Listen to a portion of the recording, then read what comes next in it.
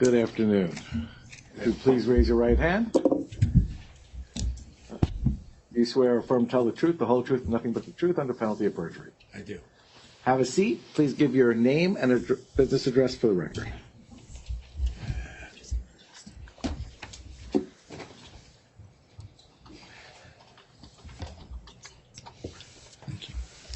Richard F. Dickinson, 501 George Street, New Brunswick, Pennsylvania. Good Or afternoon. New Jersey. Good afternoon, Your Honor. May I approach the witness? Yes, please.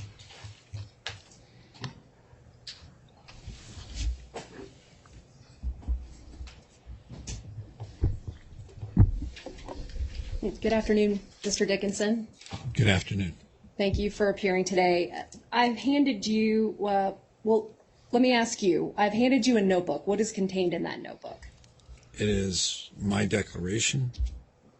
And do you understand that your testimony by direct examination is being offered by declaration in lieu of live testimony in the courtroom? I do. Okay. And do you stand by the testimony in your declaration as if you testified to it live here in front of the court? I do. All right. And if you could you read the exhibit? There should be a sticker on the first page. What is that exhibit number? Debtor Exhibit D2. Okay. Your Honor, at this time, we would offer Debtor's Exhibit 2, D2, into evidence. All right. Any objection? No objection. All right, thank you. It is admitted. Thank you, Your Honor. And I have nothing further at this time. Thank you. Mr. Benson?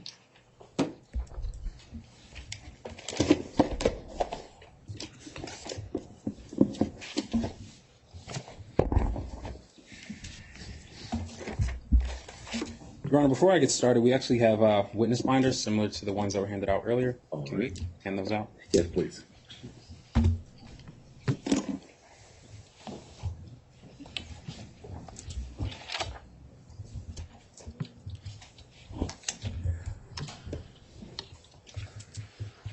And Becca, come up for a second.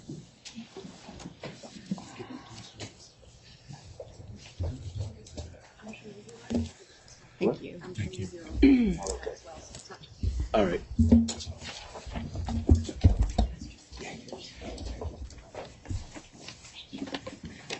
All right. Thank you. Have again?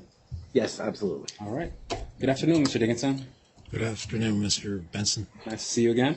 See you again. Mr. Dickinson, you are currently employed by J&J Services, Inc. and seconded to LTL, correct? That is correct. At LTL, you are the Chief Financial Officer and on the board, correct? That is correct.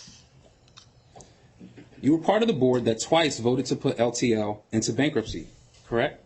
That is correct. You're familiar with the termination of the first funding agreement, correct? I am. You are familiar with LTL's assets and liabilities, correct? Generally, yes, I am. Mr. Dickinson, LTL is solvent, correct? That is correct. LTL can pay its bills for the foreseeable future, correct? LTL can. Mr. Dickinson, you didn't do any financial analysis in connection with terminating the first funding agreement, correct? No. In fact, as far as you know, there was no financial analysis done in connection with terminating the first funding agreement, correct? No. No, that's correct? That's correct. Before terminating the first funding agreement, you were unaware of any cash flow issues within LTL, correct? Your Honor, if I may. Yes. I hate to interrupt Linda Richard, Director of U.S. Trustee's Office. If the witness could please speak up loud, it's very important to hear from the back of the room. Sure. All right. Thank you. I'll repeat the question. Mr. Dickinson, before terminating the first funding agreement, you were unaware of any cash flow issues within LTL, correct? Cash flow issues within LTL. Yes.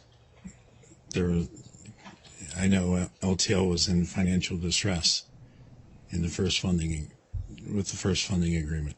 Okay, we'll get to that. My question's a little different. My question is, before you terminated the first funding agreement, you were unaware of any cash flow issues within LTL, correct? Within LTL, no.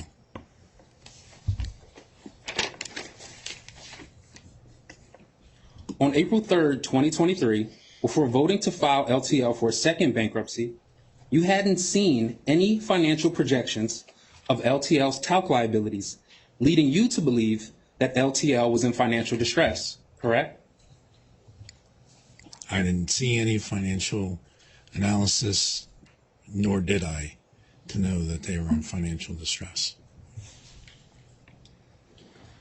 You hadn't seen any evaluations of LTL's expected cash flow demands if the talc claims were to return to the tort system, correct? I did not. In fact, you were not even aware of any such evaluations, correct? I didn't see anything in writing. But once again, I didn't ask and I didn't need to. And you weren't aware of any, correct? I was not. You hadn't seen any rough estimates of LTL's talc liability, correct? That is correct. In fact, you never even asked for that, correct? I didn't ask and I didn't need to. You hadn't seen any future projections identifying when LTL would be required to make payments to talc claimants, correct? I didn't see anything in writing, no. And you didn't ask for anything in writing, did you? I didn't ask and I didn't need to. And you hadn't seen any written estimation regarding the cost of LTL of litigating talc claims within the tort system, had you? Can you repeat that question, Mr. Benson? Sure.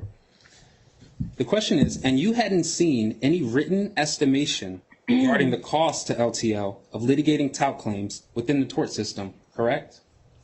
I didn't see anything in writing, but I had a tremendous amount of discussions from the inception of LTL1 with regard to the cost to litigate and the potential verdicts, the wild and unpredictable verdicts. So, okay. Mr. Dickinson, as LTL's chief financial officer, you cannot identify anything that was different about LTL's financial condition on April 3rd, 2023, when the first funding agreement was still in place, as compared to April 4th, 2023, correct? as far as paying our bills, we could pay our bills. There was nothing different. There's nothing different from that time to the previous. Pass the witness.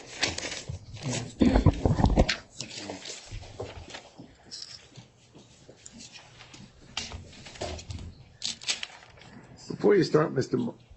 Lyman, I see a hand raised, Joe Covington. Yeah. Oh, I'm happy to see. No, is that? Oh, maybe not. Why don't you continue? If someone on Zoom wants to jump in, I'm happy to say. That's going to make it unwieldy, but go ahead. All right. Good afternoon, Mr. Dickinson. Good afternoon. My name is Moshe Myman. You and I have never met before, have we? We have not. Were you here when I examined Mr. Westhoff, the president of your company? I was not. Okay. So you have the binder in front of you. Do you see that? I do. We've put your deposition transcripts, things that you've testified to under oath before, right? And I just want you to know that the format of the questions that I'm going to ask you is I'm going to refer to statements and ask you if they're true or false. And if you need refreshing from what you've testified before, we'll go to those pages, okay? Understood. Okay. So let's start. You are the chief financial officer at LTL, correct? That is correct. And you'll agree with me, it's true. LTL, very good. Your fiduciary duty to LTL is to ensure that LTL has the financial wherewithal to satisfy its liabilities. True? My fiduciary responsibilities is to LTL, correct. In everything I do, I take into consideration the key stakeholders, including TAL claimants. Well, if you could take a look at your binder and look at tab 2. Page 141.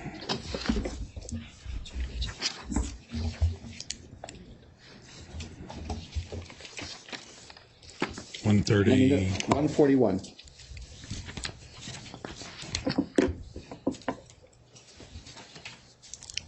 I'm there.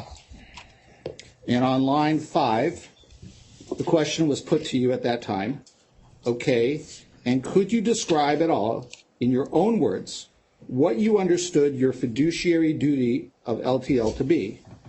And this was your answer. Yes.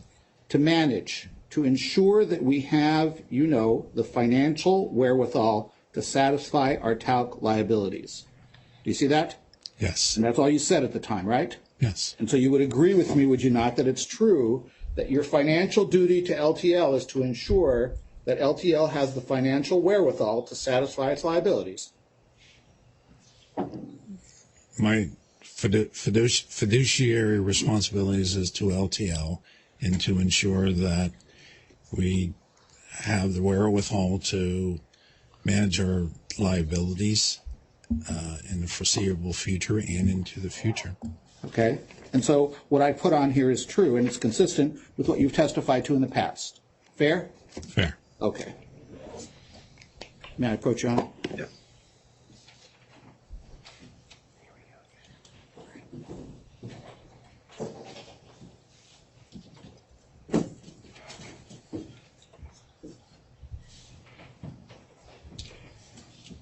And we're going to talk a little bit about your fiduciary duties as we go along. But if we go to the next one. True, LTL is not insolvent. LTL is solvent. Is solvent. Correct. And let's talk about LTL, the second bankruptcy filing. On April 3rd, 2003, the day before it filed, it was able to meet its liabilities as they came due. True? The foreseeable liability is correct. Okay.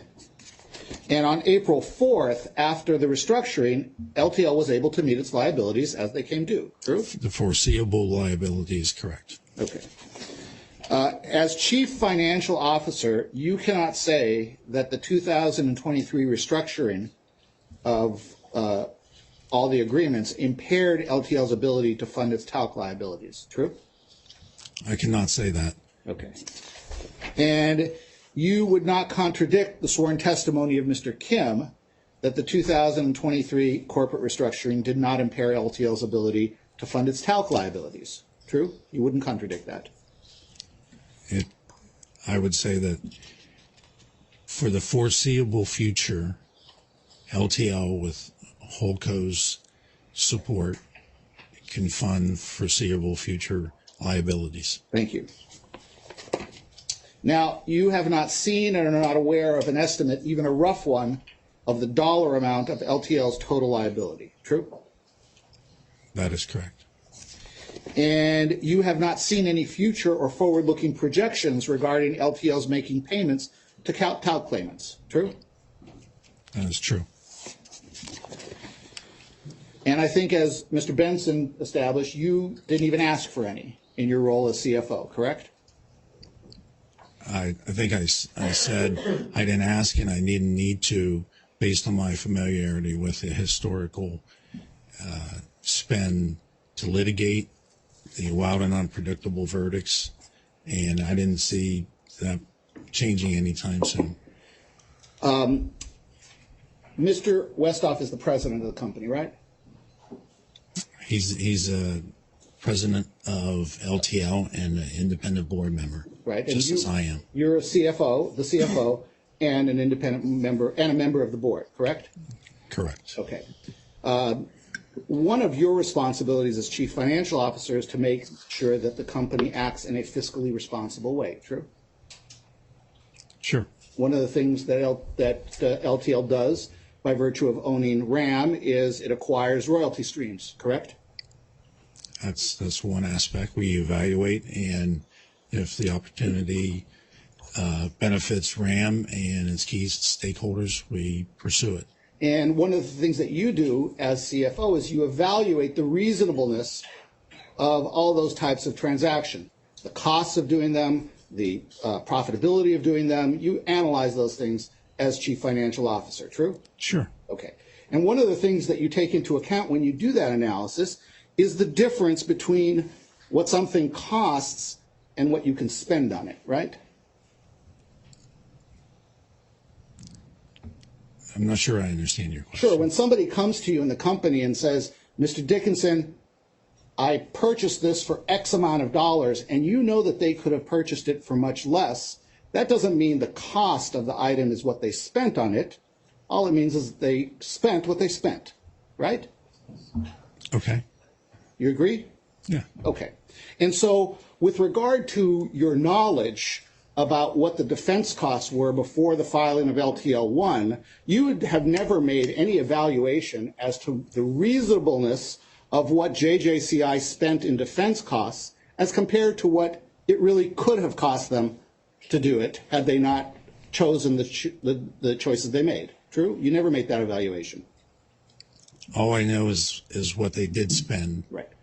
But different from what you would do if someone was spending on an acquisition of a royalty stream, you never did an evaluation of what the real cost was as opposed to what somebody authorized that they could spend. Objection. Sustained. Okay.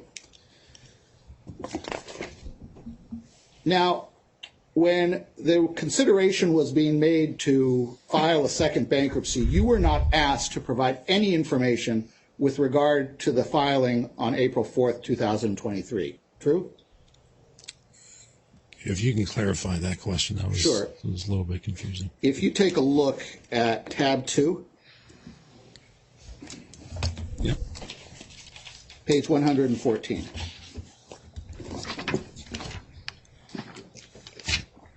Your Honor, I think the witness has asked for a clarification of the question. I think we're going to his transcript, and I don't. Well, he That didn't would need be- clarification then, Your Honor. Well, we could do it two ways. We could go through the exercise of the transcript, or you can clarify it. If the transcript doesn't clarify it, you're still going to have to clarify it. Sure. If you could So- take a look at page 114, sir. I'm there. Line 10, you see there's a question. Were you asked to provide any information from anyone with regard to this bankruptcy petition filed on April 4, 2023? Do you see that question?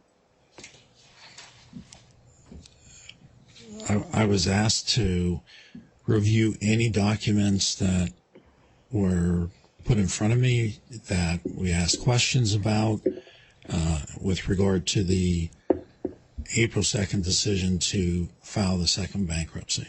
Okay. Take a look at the transcript. Were you asked to provide any information from anyone with regard to this bankruptcy petition filed on April 4, 2023? My question is, do you see that question? I do. Okay. And you answered that question, true? Line 19. Line 19. Yeah, I said no. You said no, right? You didn't, in the beginning of the deposition, the lawyers asked you and instructed you that if you didn't understand something, you could ask for clarification. Do you recall that? I do. Okay, you didn't ask for any clarification here, did you? I didn't. Okay, and you answered a simple no to the question of were you asked to provide any information from anyone with regard to this bankruptcy petition filed on April 4, 2023. Do you see that? I do see it. Okay. Is your testimony different? Are you changing your testimony from what you swore to under oath on April 17, 2023? I am not. Okay.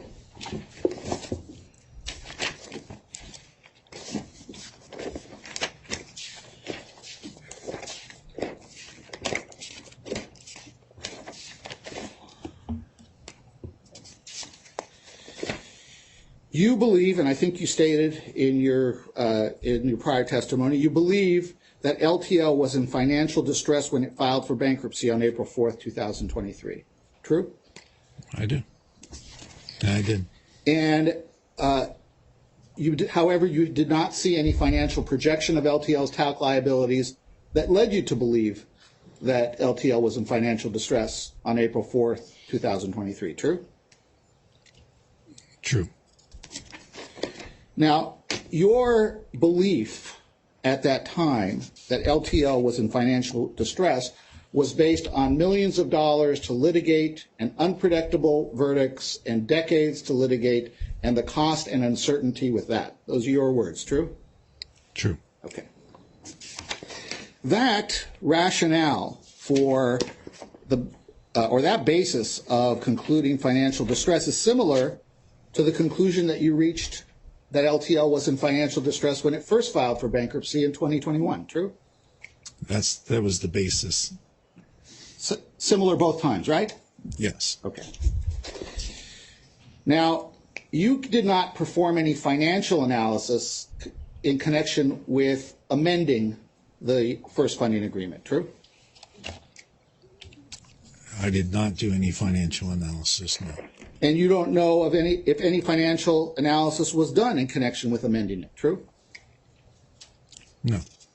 True? I didn't see anything in writing. So it's true. True.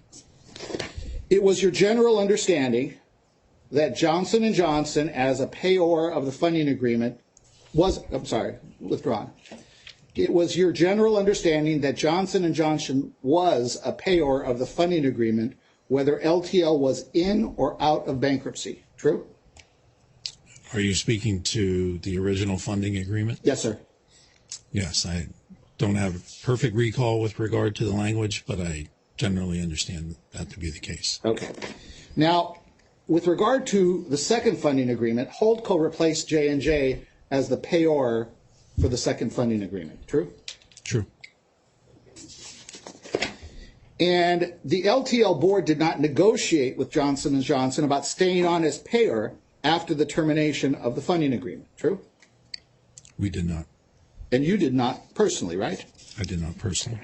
You don't know and you don't believe that anyone negotiated on behalf of the board for J&J to stay on as a payor after the termination of the first funding agreement. True? That is true. Now, if you'll turn, I don't know what tab this is at. Oh, thanks.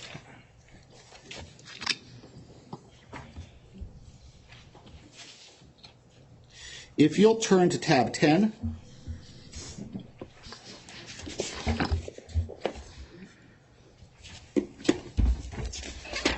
And can you confirm for us that these are the minutes of the LTL board on March 16th, 2023?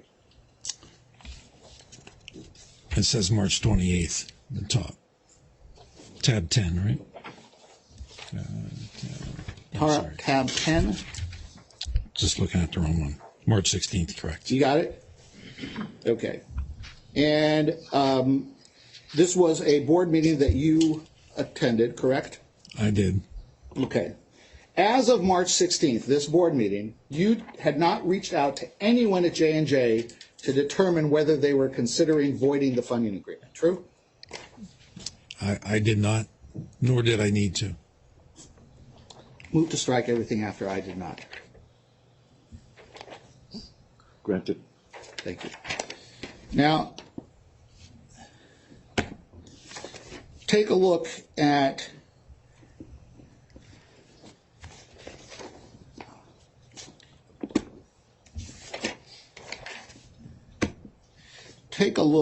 tab 11.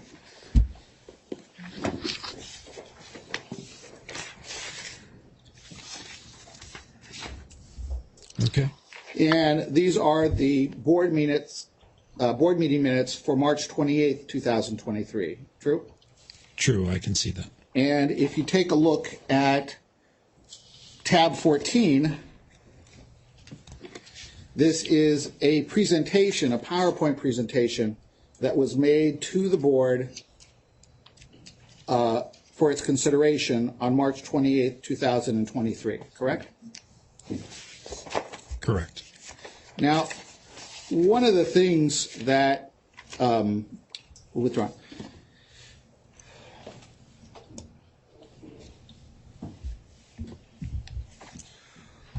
One of the things that you based your decision to vote in favor of bringing LTL back into bankruptcy for this second bankruptcy was the information that you received at these board meetings, correct?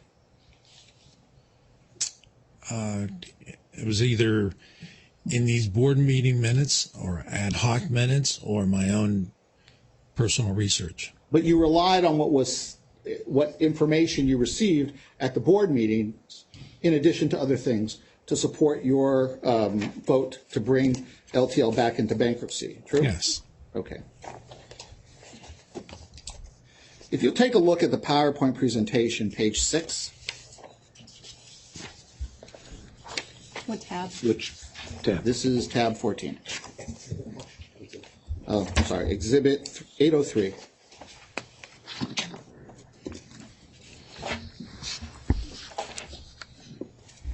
Your Honor, I would object to any questions regarding this page of the PowerPoint. It is redacted in accordance, and which Your Honor has already ruled on, and so I don't think there's a good faith basis for any questions regarding the slide in the PowerPoint. Well, Your Honor might grant the affirm the objection. Doesn't mean I don't have a good faith basis to ask the question. What is your question? So, first of all, turn to page 5. You see, this is talking about supported plan terms. You see that? I do. And this is information that was provided to you at the meeting, true? That is correct. Who provided this information? And if you need to look at the minutes are on tab 11.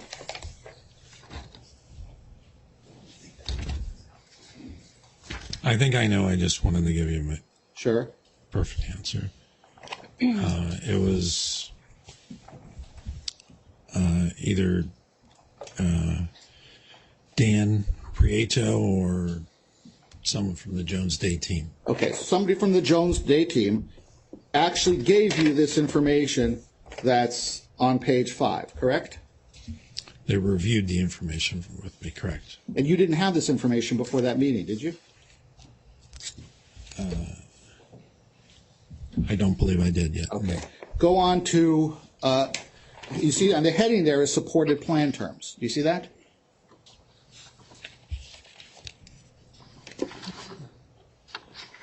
You see that? Which page? Look on the screen, supported plan terms. That's the heading of this section of the Yes. presentation, right? Yes. And you have the first 2 bullet points of what the Jones Day lawyers told you, right? They reviewed it with me, yes. Okay. Turn to the next page, page 6. You see there's another bullet point there, maybe even 2, but everything is blocked out. You see that? I do. Okay. You've told us what they told you partially. Now I want you to tell us what they told you on the page that's blocked out. Objection. Calls for privileged communications. It's waived, Your Honor. You can't waive part of a privilege. That's clear federal. I'm sorry. You can't. Selective waiver is not legitimate in federal court. Okay, the court's already addressed this previously. Objection sustained. Okay. And if I asked you to looking at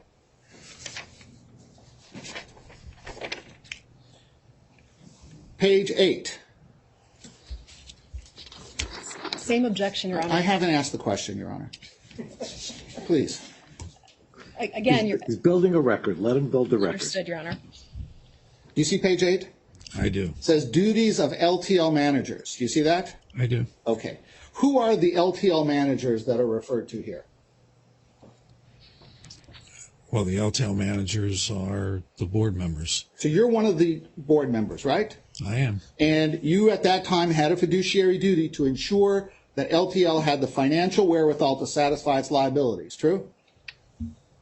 Yes. Okay. And it's talking about your protections for LTL managers, right?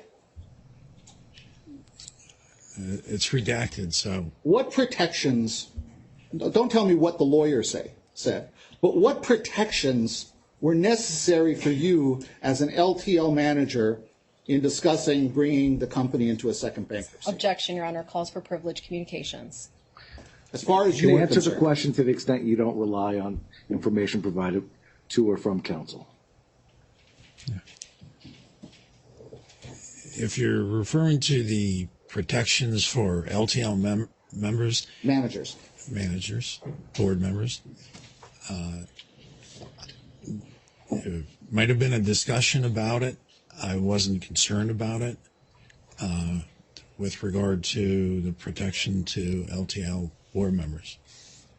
Okay. What was your understanding, since we're talking about understanding being admissible, what was your understanding of the protections for LTL managers that was discussed at the meeting? Again, This is all privileged, Your Honor, and Your Honor has already ruled on this. if you have an understanding apart from what you were advised by counsel, you can discuss it. I do That not. it's privileged. I do not. Okay. Objection sustained. Thank you. Turn to page 12.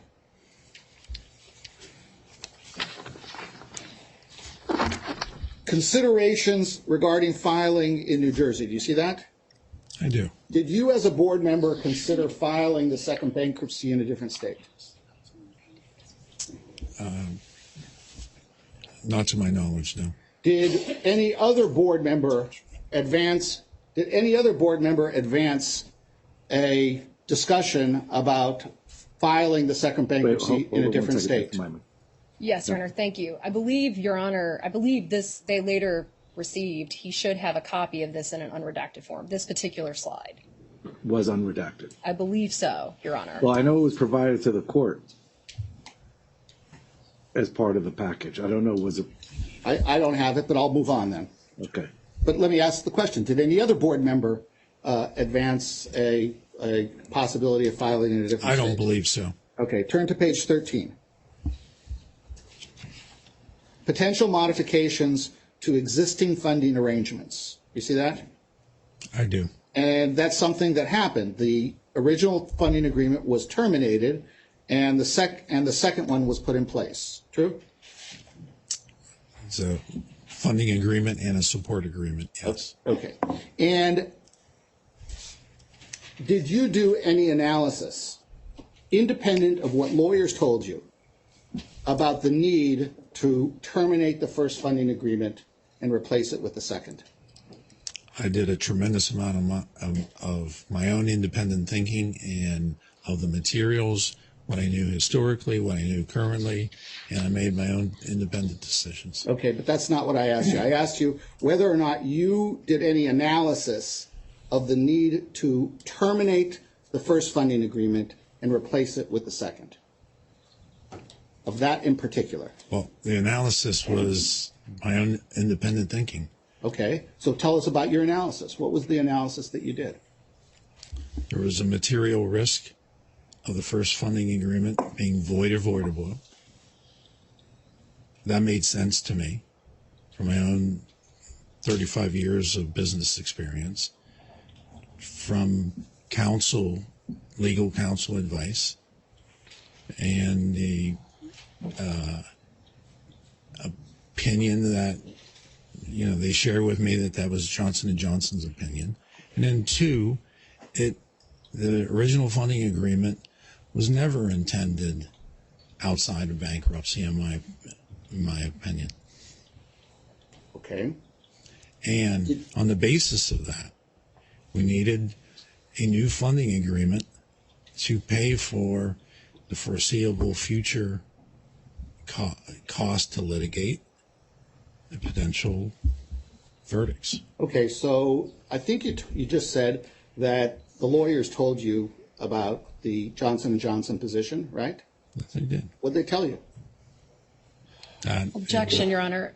Again, there's not a good faith basis when he's asking for counsel's advice. There's just not a good faith basis for those questions. He opened the door. He said that his analysis was based on what the lawyers told him. No, he said that he mentioned the fact of counsel's advice. That doesn't open the door. That doesn't waive privilege. He can say without any waiver of any kind.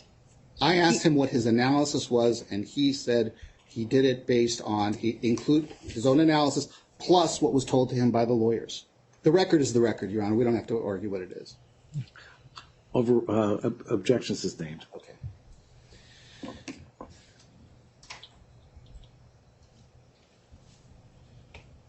In the original, I asked Mr. Westhoff this morning, and it's not a test between the two of you. Sure. I asked him this morning whether or not he felt that the LTL board in October of 2021 had the independent ability to vote no on bankruptcy. Do you believe they had the independent ability to vote no on bankruptcy? Yes. And I asked Mr. Westhoff whether or not if they voted no on bankruptcy, he would have done his job as president of the company with the cash in hand, the RAM royalties, and the funding agreement that was signed and in place. And he said he would have. I would just like you to assume that. Would you have done your job as CFO with those things in place had the board voted no on bankruptcy? Yes. Okay. Let's, as of March 28th, this presentation, you had not heard from J&J about their intent to void the funding agreement, true? That is true. When the lawyers told you what they told you, did you say, I need to look at a written analysis if we're going to be giving up a funding agreement worth $61 billion as chief financial officer with a fiduciary duty to ensure that LTL has the financial wherewithal to satisfy its liabilities? Did you say, I need to see a written analysis of this before I decide? I did not. Okay. Turn, if you would, to tab 12.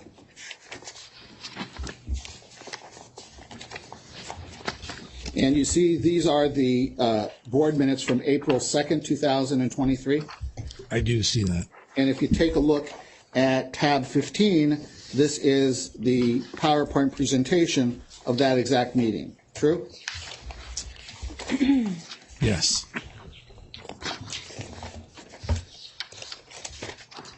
And if you take a look at page 10 of the PowerPoint presentation, this is exhibit 805.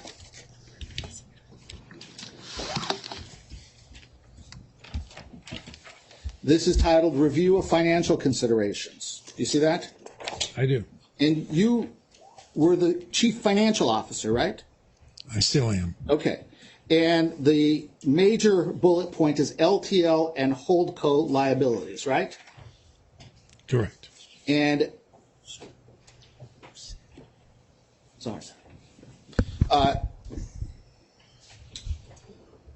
And this is the materials that you considered. This was the date where the vote was taken to file the second bankruptcy, right? That is true. And the material in the presentation are materials that you as a board member took into account in reaching your final determination to vote yes on the second bankruptcy. True? One of many slides and information and data. Including the materials that are redacted on this page. True?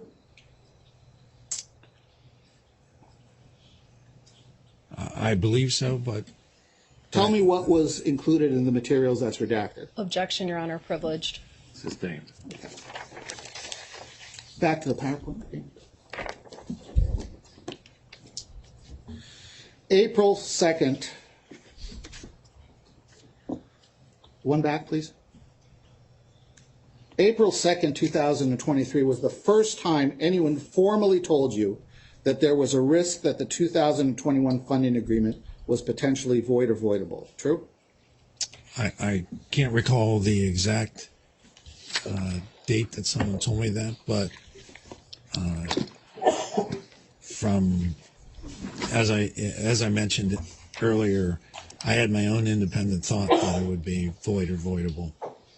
If you take a look at tab 2 and go to page 149.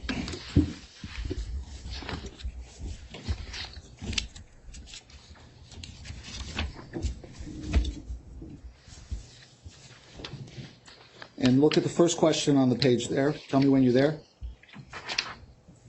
You there? Page 149, line 2.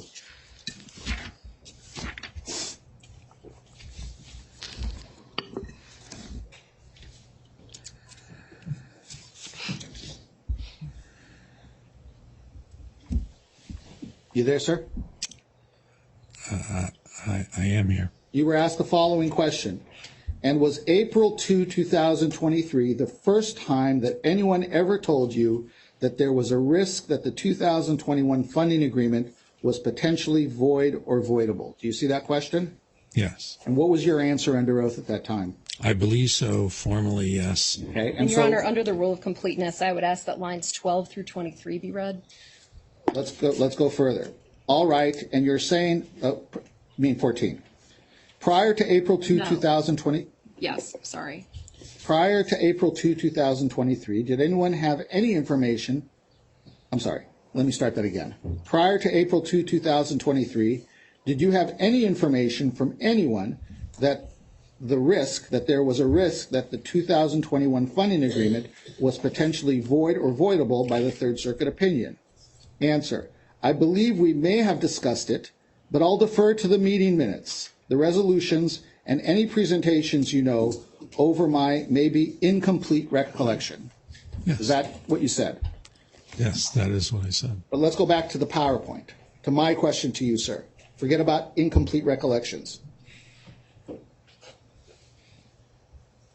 Go back one. Yeah. April 2, 2023 was the first time anyone formally told you that you can recall that there was a risk that the 2021 funding agreement was potentially void or voidable. True? Your Honor, the witness has already answered this question, and we just read from the transcript about how he answered it in full. I see a true check mark there. Okay, thank you. Good. I don't believe that was the witness's answer. Well, then we should It's get subject to a clarification. the testimony in his deposition, which clarified it. Thank you. Thank you, Your Honor. Next. At the April 2, 2023 LTL board meeting, the board did not discuss J&J's intent to void the funding agreement. True? Well, there was a discussion that there was a material risk with regard to the void or voidability of that agreement. Go back to the same deposition, page 75, sir.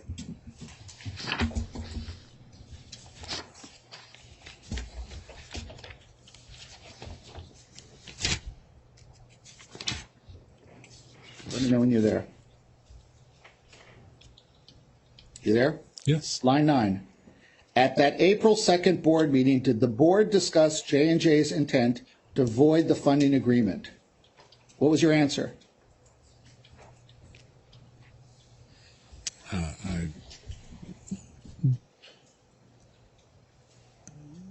I believe I said no at first, and then Well, you don't believe you said no. You did say no, correct? I think I clarified that and said yes. Do you?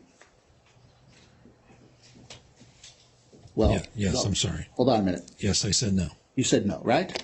And so let's go back to the PowerPoint.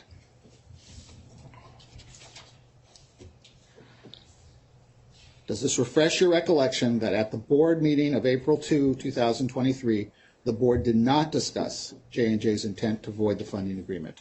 Or was your deposition testimony inaccurate? J&J's intent to void Yes, the yes. funding,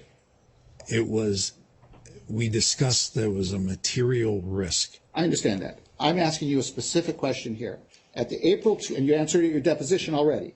At the April 2, 2023 LTL board meeting, Yeah. did the board did not discuss J&J's intent to void the funding agreement. True?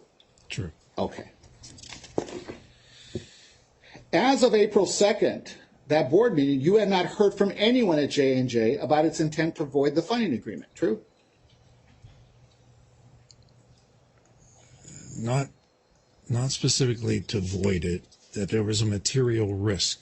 Sir, I'm asking you, as of April 2nd, it's true, is it not, that you had not heard from anyone at J&J? That is true. Okay.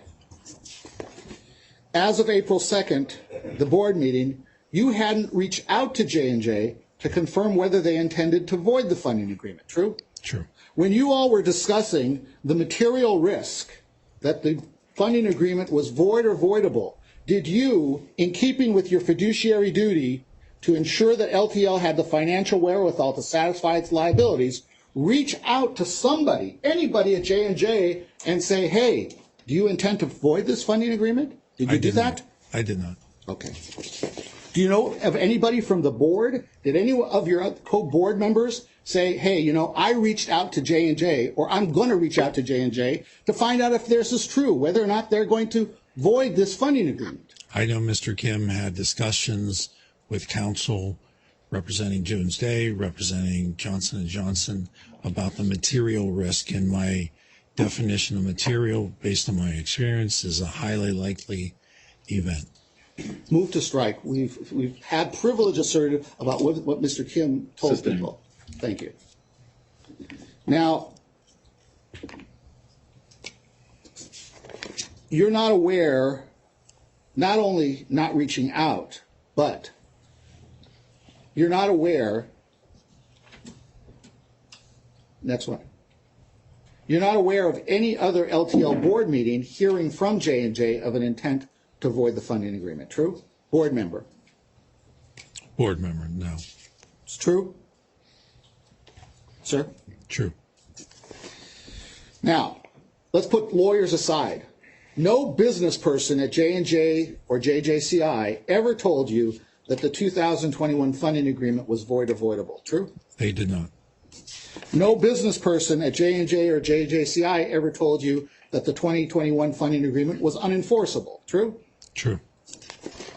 Now, we've been talking about April 2nd. 2 days later, April 4th, the funding agreement was terminated. True? True. And it was terminated. Did you sign on the termination? I know Mr. Westhoff did. Did you sign also on that? No, Did you agree to it? I did.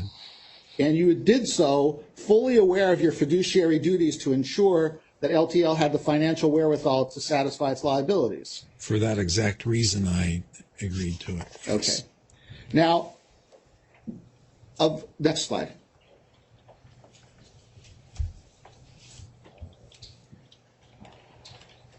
Now, of your own personal knowledge, I'm not talking about what anyone else told you, but of your own personal knowledge, you don't know if J&J ever indicated an intent to void the funding agreement at any time after it was entered into. True?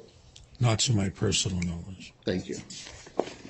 Now, you are the chief financial officer, and would you say that that makes you a little bit more knowledgeable of the assets and liabilities of LTL? I would.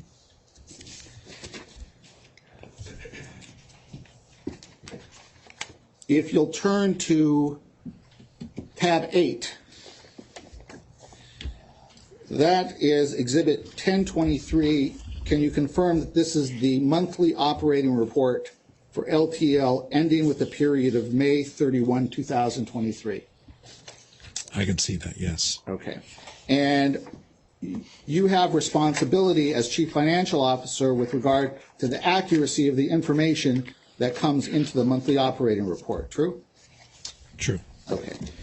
The estimated value of LTL's cash assets was $30 million. The estimated value of its ownership of RAM was $367 plus million. And the estimated value of Holdco's cash assets was $400 million. True?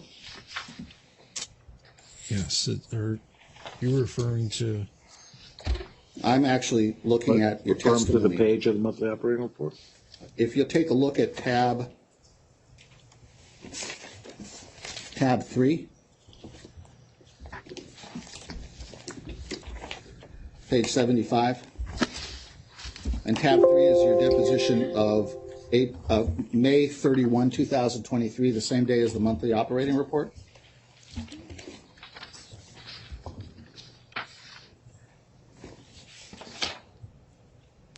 Page 75, tab Yes. 3.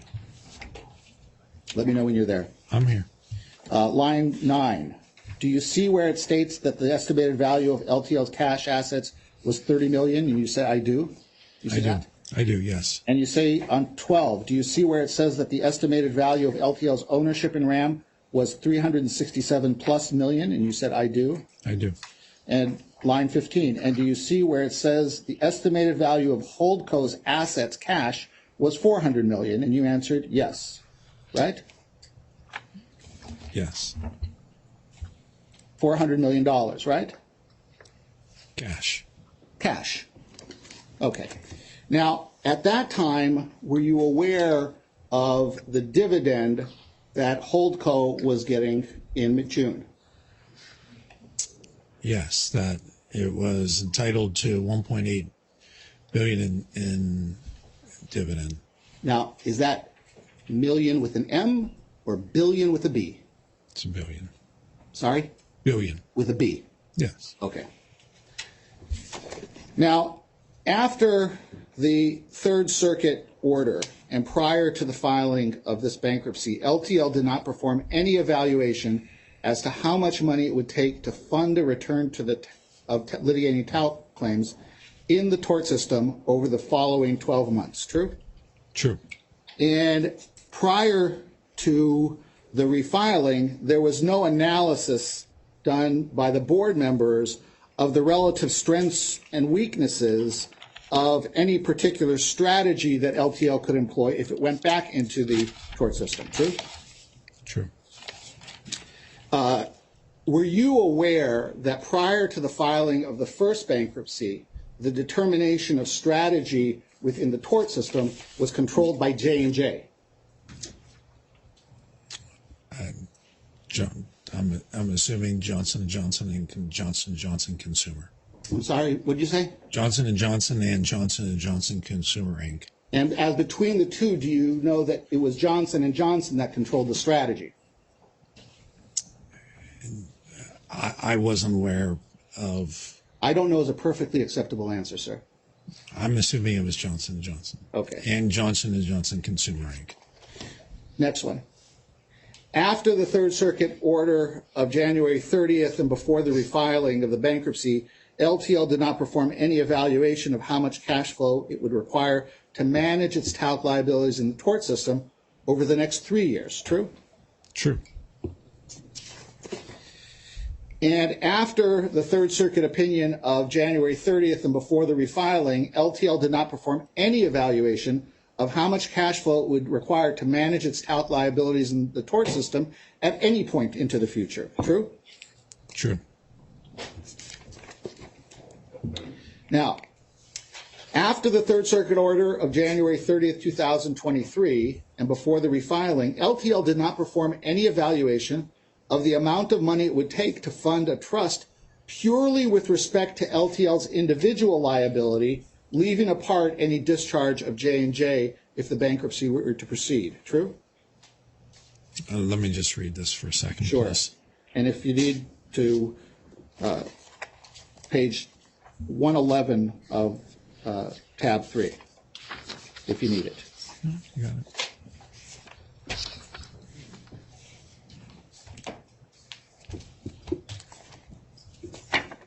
We did not.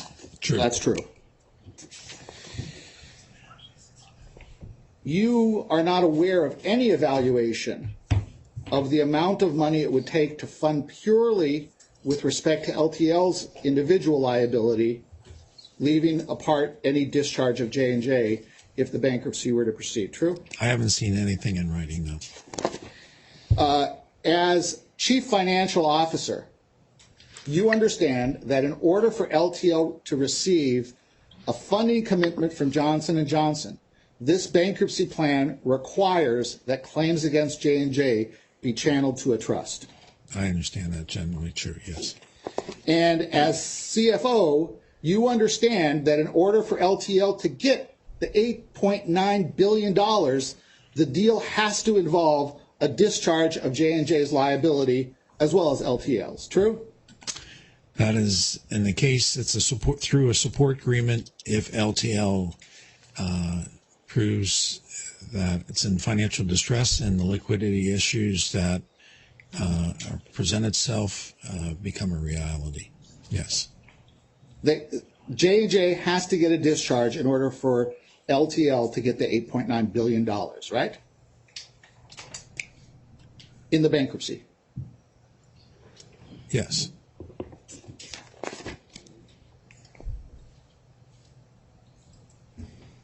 Next. You're not aware of any estimate or analysis of the dollar amount of the talc-related consumer protection claims by the states, true? No. True? True. And you're not you've not requested any estimate or analysis of the dollar amount of the talc-related consumer protection claims by the states. True? True. I appreciate your time with me, Mr. Dickinson. Your Honor, I have no further questions. Thank you. You're passing the witness? Yes, Your Honor. Okay. Is there anyone else? Judge, if I could have a minute with Mr. Jones, and then I may or may not want to ask a question. Okay? All right. Your Honor, that Mr. Covington who's raising his hands, knew the name sounded familiar. I believe he's an individual plaintiff. Okay, that's fine. Thank you.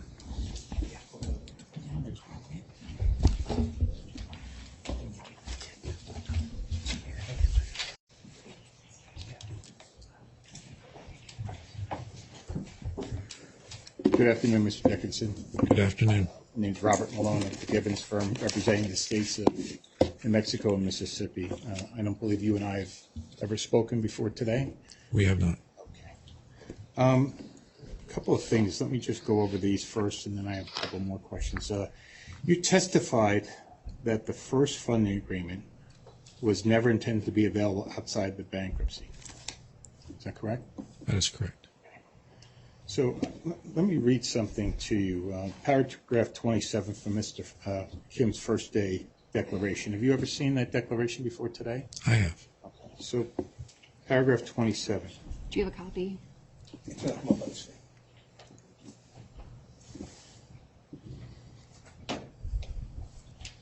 Exhibit 514. Yeah, at the top, it's document 5, if you're looking at the page of document. So paragraph 27. Significantly, the funding agreement imposes no repayment obligation on the debtor. It is not a loan. It obligates new JJCI and J&J on a joint and several basis to provide funding up to the full value of new J&J CI to pay the costs, expenses of the debtor incurred in the normal course of business, A, at any time where there is no bankruptcy case, and B, during the pendency of any Chapter 11, including the cost of administering the Chapter 11 case. In both situations, to the extent there is any cash distribution received by the debtor from royalty A&M, are insufficient to pay such costs and expenses.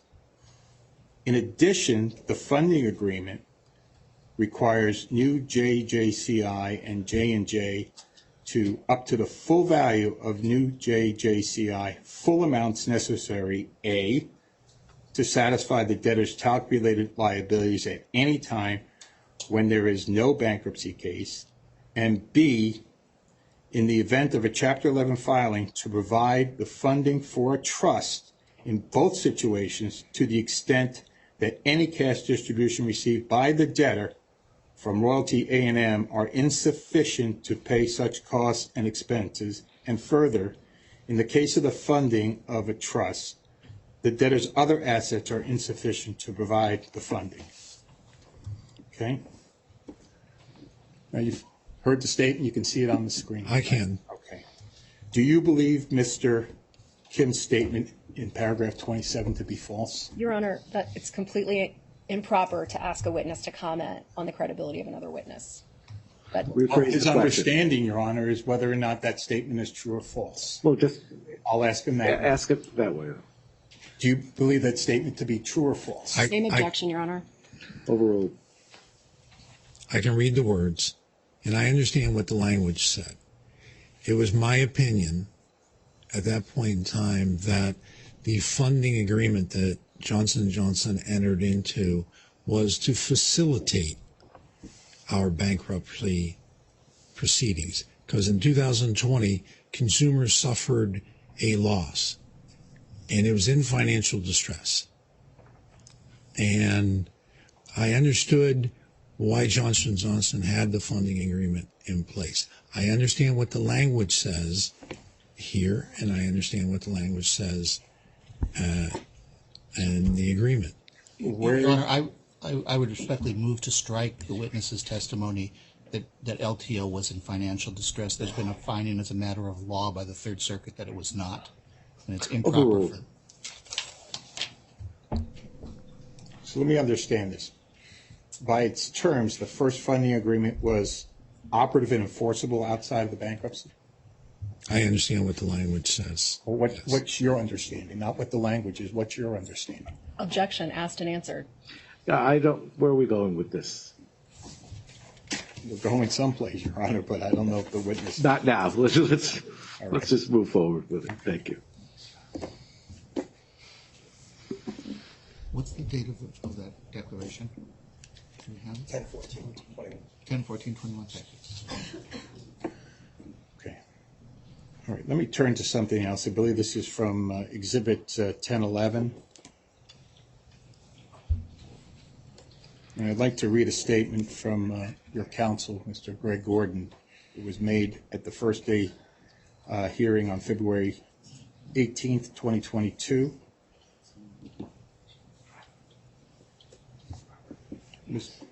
And I guess this was at the first motion dismiss trial. So there's basically two different scenarios where funding is available. The first is funding in the tort system.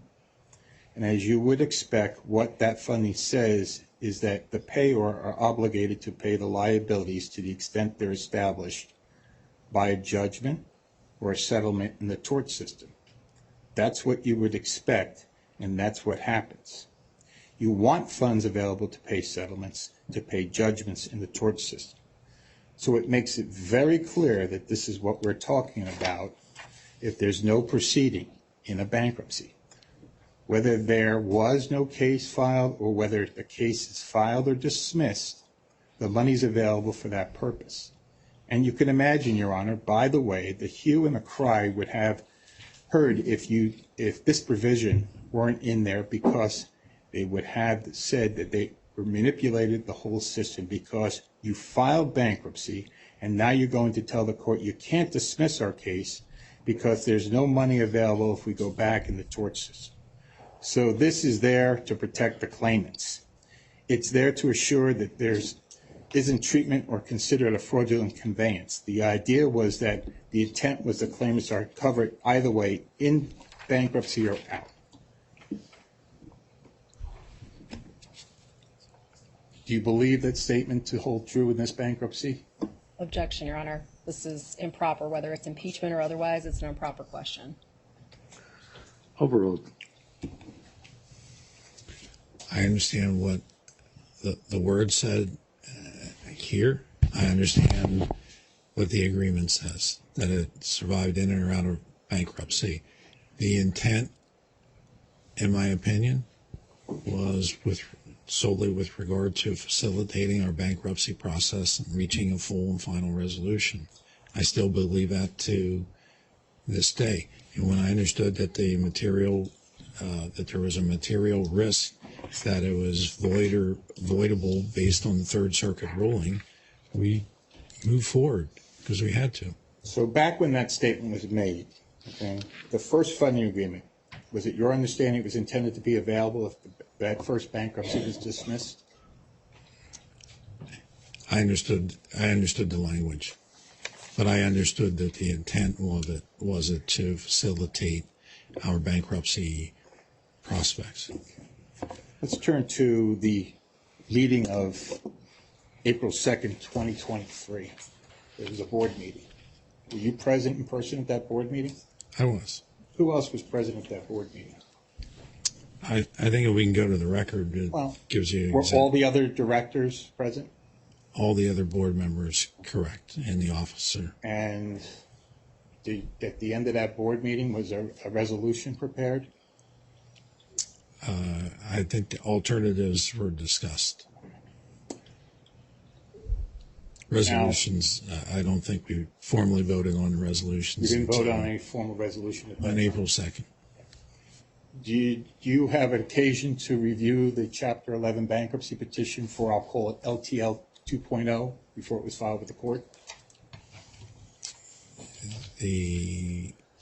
Repeat the question.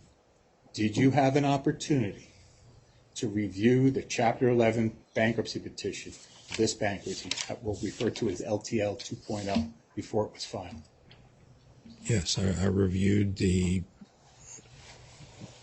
the resolutions, that's the determinations, and and what those were. I reviewed the board meeting minutes. I reviewed the board meeting presentations. And I'm sure I didn't review every word of what was filed. Have you ever served on any boards besides the LTL board? Historically, yes. How many boards? 2 or 3 boards. And when board resolutions are passed, have you been asked to sign those board resolutions? In some cases, yes. Some cases, no. Depends on if I was the signature. But these were local boards. I'm talking about a corporate board. Yeah, no corporate board. Okay, so no corporate board. In the case of LTL 2.0, did you sign any resolution authorizing the filing of this Chapter 11? I voted on the resolution. That's not my question. My question is simply yes or no. Did you sign a resolution authorizing this debtor to file bankruptcy? Mr. Westhoff signs the. Did Mr. Westhoff sign it? Yes. He did. Would it surprise you if I pulled up the bankruptcy petition on this case, there were no signatures entered? I'm assuming whatever was filed and that required Mr. Westhoff's signature. You're sure, or are you speculating, sir? I'm assuming. You're assuming. So you don't know if the board resolution was signed by any of the directors? It's a yes or no question. No. You don't know that. I know he signed the documents That's necessary. not my question. My question is with respect to the resolution that authorized this debtor to file bankruptcy. There was a resolution that's dated April 2nd, and you said your testimony before was, we didn't vote on April 2nd. I didn't say that. Yes, We voted when we read on back to the April. record, you said there was no vote with respect to on the April 2nd meeting to Objection. file bankruptcy. Objection to the argument with the witness. Sustain. Repeat your question if you have a question now. On April 2nd, 2023, was there any vote for the resolution to file Chapter 11? Yes. And what was the vote? Affirmative. By all members? By all members, Do yes. you know or you're guessing? No, I know that. And as you said, you don't know if anyone signed that resolution. I'm assuming Mr. Westhoff did, and Well, if I did told not you that appro- no one signed it, would you believe it, or do we have to maybe pull out a copy of the petition for you to Just review want- it for your recollection? Again, objection. I just want to ensure the witness has an opportunity to answer. His answers completely. As you sit here, can you state whether you know that the resolution was signed by the board members? By the board members, no. By Mr. Westhoff, I'm almost certain that he did. Okay, well, I'm going to reserve the right, Your Honor, to call Mr. Westhoff back to the stand when we're done with this witness. Why don't we just get the document? Well, it's a public record. I don't have the Right, so petition there in front of me. was, it is what it is. Right. If So it's we'll take signed, it's judicial- signed. We'll take judicial notice. of it. Thank you. Thank you. You know that LTL is considered a debtor in possession. Yes.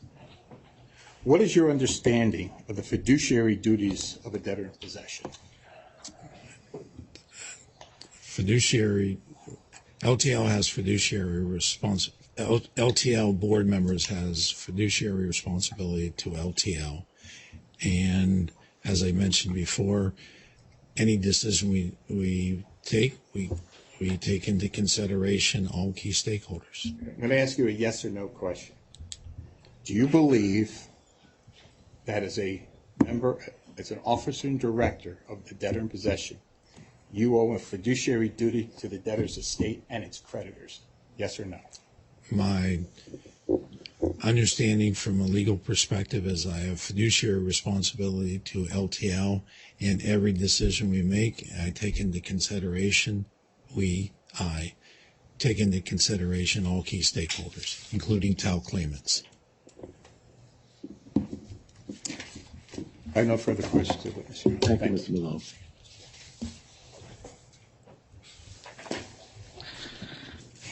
Counsel? Yes, Your Honor. I have no redirect examination for this witness. All right. Then, Mr. Dickinson, thank you for your time. You may step down. Thank you. And our next witness. No, you may leave him there.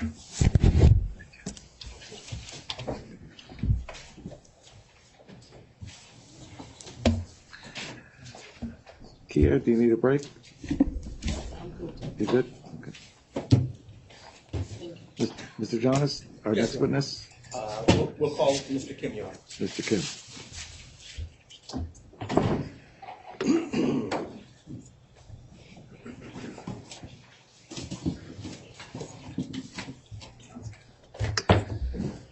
Good afternoon. Good afternoon, Your Please Honor. raise your right hand. Do you swear or affirm to tell the truth, the whole truth, and nothing but the truth under penalty of perjury? I do.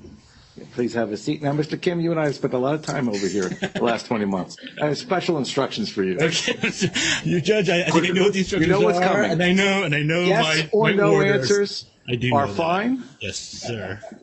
Don't elaborate. I get you, Your Honor. I understand. Don't fight. I've been forewarned even before stepping on the stand. All right. Thank you. All right. May I approach the witness, Your Yes, Honor? please. Thank you.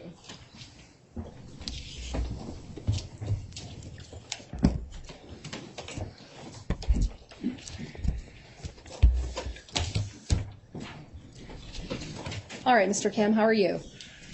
Well, I'm doing good. Thank you. All right. You understand that your direct examination is being offered by declaration in this case, I do. in lieu of live testimony. Yes. All right. And I have handed you 3 notebooks. They're numbered 1, 2, and 3.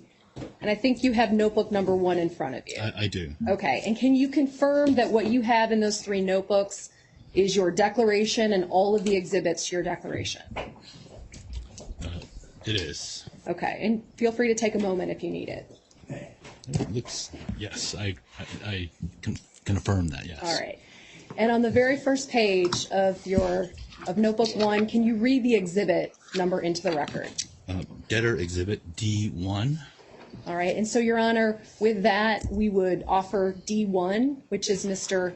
Kim's declaration and all of the exhibits thereto, into evidence. All right. Any objection? They are so admitted. Thank you. Thank you. Thank you, counsel. Your Honor, may we just approach the binder? Yes. Thank you. So much paper.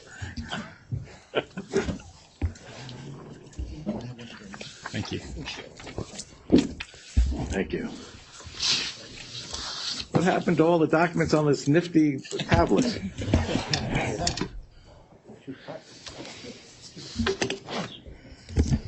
Thank you.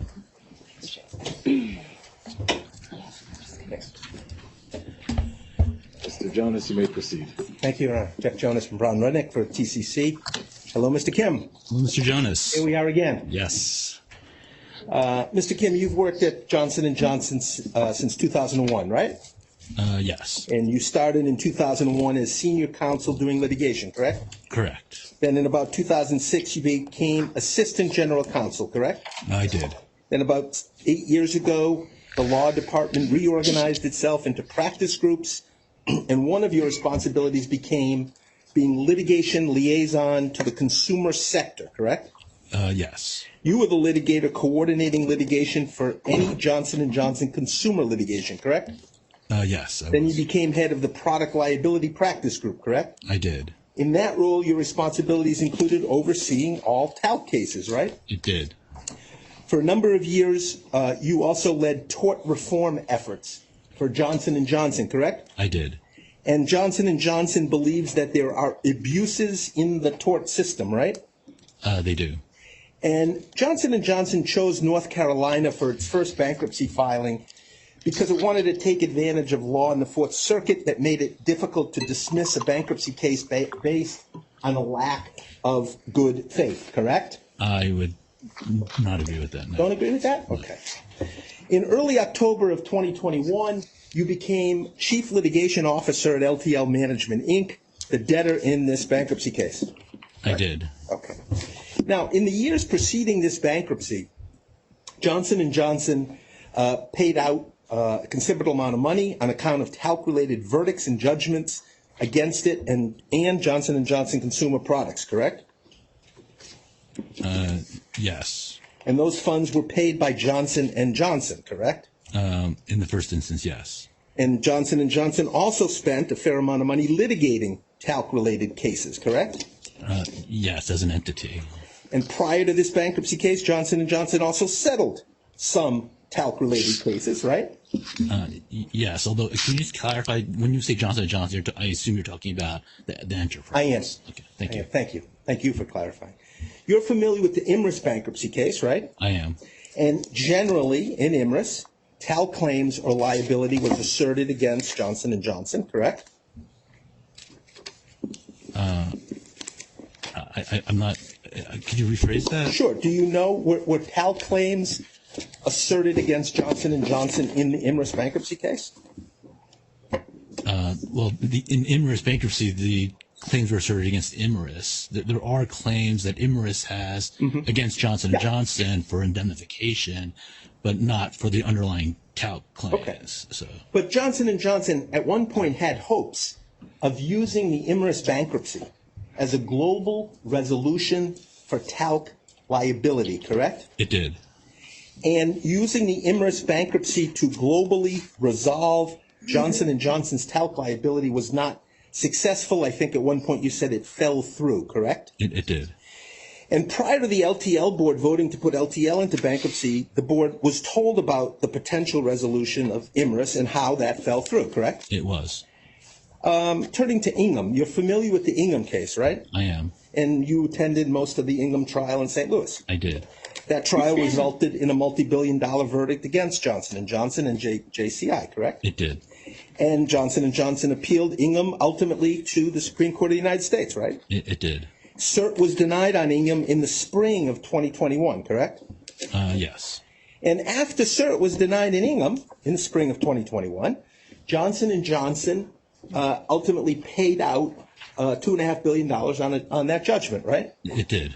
And that's when Project Plato, as it was called, got underway with the expectation that LTL would file bankruptcy to resolve the talc litigation, correct? The timing sounds about right. Okay. I have no reason to doubt that. I haven't refreshed my recollection on those events. Sounds about right. It sounds about Okay. right. Yes. Now, Johnson & Johnson determined that a bankruptcy of LTL would be the, I think you said, most efficient way for it to settle the talc litigation, correct? Correct. And that's because, again, your words, using the bankruptcy system could help Johnson & Johnson cap its talc liability, correct? If I said that, I said that. I think it's generally true. Okay. Okay. Mr. Kim, when LTL filed bankruptcy the first time in October of 2021, the most important and valuable asset was the first funding agreement, correct? It was. And at your deposition in this bankruptcy case on June 1st, 2023, second bankruptcy case, you testified that the value of the first funding agreement, of course, is whatever the value of the talc liability was minus those assets, meaning LTL's other assets, correct? Correct. And more specific, you said the value of the funding agreement itself, again, is the liability of the talc the talc liability minus the assets for LTL. And you know, again, I'm told we're aware of what the magnitude of that liability is. Do you remember that? I remember that, yes. Okay. And you testified that the magnitude of liability was something in the neighborhood of $8, $9, $10 billion, correct? I gave that as a magnitude figure, yes. Yeah. So your testimony in this bankruptcy case is that the value of the first funding agreement was $8 to $10 billion, give or take, right? No, I disagree with that. You disagree with that. Well, you told me that the value of the first funding agreement is the talc liability minus LTL's assets. Is that correct? That is correct. Okay. And the magnitude of the talc liability in the neighborhood, let's use $10 million just to make it convenient, is about you think is about $10 billion, right? Well, that's an example of a magnitude. I think, yes, I agree Okay. that that's a magnitude. And the assets for LTL around 400 million? Yes. Okay, so 10 billion minus 400 million, that's $9.6 billion. That's what, based on what you've just told us, that's what you think the value of the first funding agreement was, right? In very rudimentary Okay. terms, but again, I think as I did, well, yes, in very. I'll accept rudimentary. So you believe, based on that, you believe that the value of the first and the second funding agreements are the same, right? I do. Okay. And you heard me ask Mr. Westhoff, I'm going to ask you. The idea that the value of the first and the second funding agreement is an important part of the defense, the debtor's defense to this motion to dismiss, correct? I don't remember you asking that to Mr. West. Well, let me ask you. You read pleadings before they get filed. I do. Okay. And I'm just going to read you something from page 17 of the debtor's reply to the motion to dismiss. It said that retaining the same level of funding, it was in bold, by the way, retaining the same level of funding available to TAL claimants. That was, I think, that what was being said, but I'm asking you, was that one of the arguments why the motion to dismiss should be denied is that no harm, no foul. We had a funding agreement. Now we have a new funding agreement, and the values are the same, right? Isn't that the argument? Well, I agree with that, but I did not get a chance to read the reply because it was done in such a short period of time, and I was busy trying to prepare for this trial, so I had not reviewed that in depth. Okay, but you get my point, right? The argument, one of the debtor's principle, important, put in bold, an important argument.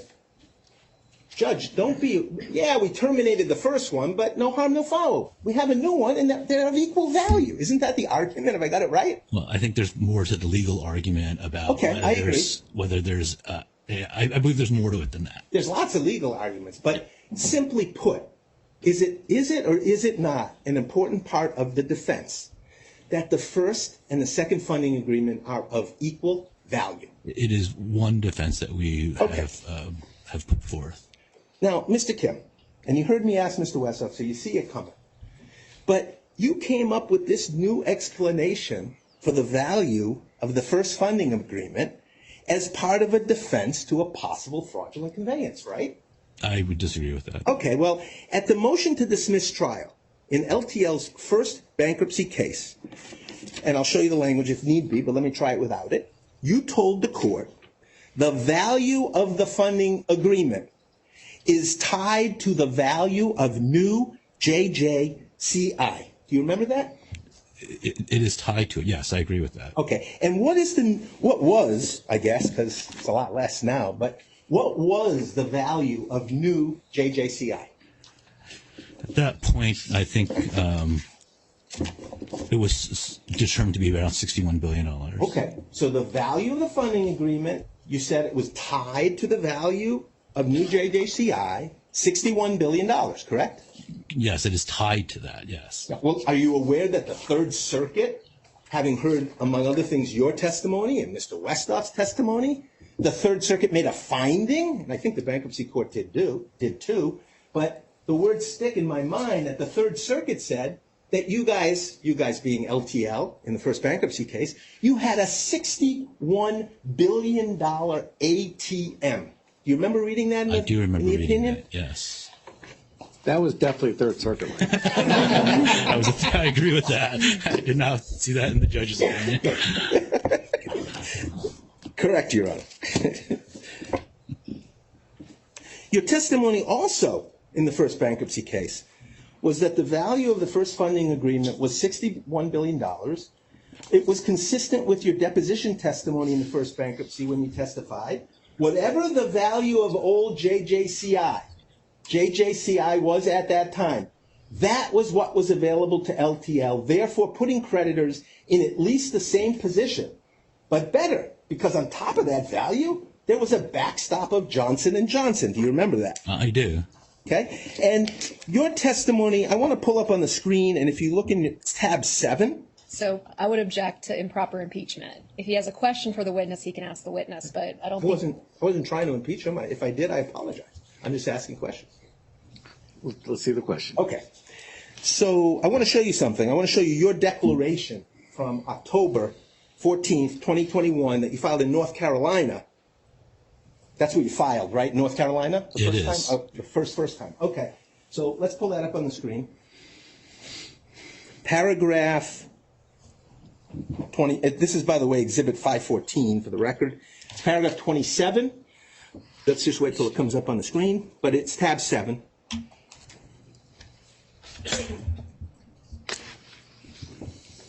You got that, Brian? Okay. Do you have your binder? Yes. Okay. We've looked at this. Mr. Malone had identified this. And you have a binder, right, Mr. Kemp? I do have a binder. Okay. Yes. So in paragraph 27, excuse me? Tab 7. I'm sorry, tab 7. We're just going to rely on the screen. And just bear with me, Mr. Kim. It's really, really important. So I'm going to read in the paragraph. Okay. Paragraph 27. Significantly, the funding agreement imposes no repayment obligations on the debtor. It is not a loan. It obligates new JJCI and J&J on a joint and several basis to provide funding up to the full value of new JJCI to pay for costs and expenses of the debtor incurred in the normal course of its business, A, at any time when there is no bankruptcy case, and B, during the pendency of any Chapter 11 case, including the cost of administering the Chapter 11 case, et cetera, et cetera. Next sentence. In addition, the funding agreement requires new JJCI and J&J to, up to the full value of new JJCI, fund amounts necessary, A, to satisfy the debtor's talc-related liabilities at any time when there is no bankruptcy case, and B, in the event of a Chapter 11 filing, etc. So when you were, in your declaration, when you were saying that this obligated J&J and new JJCI to fund up to the value of new JJCI, that was $61 billion, correct? It was. Okay.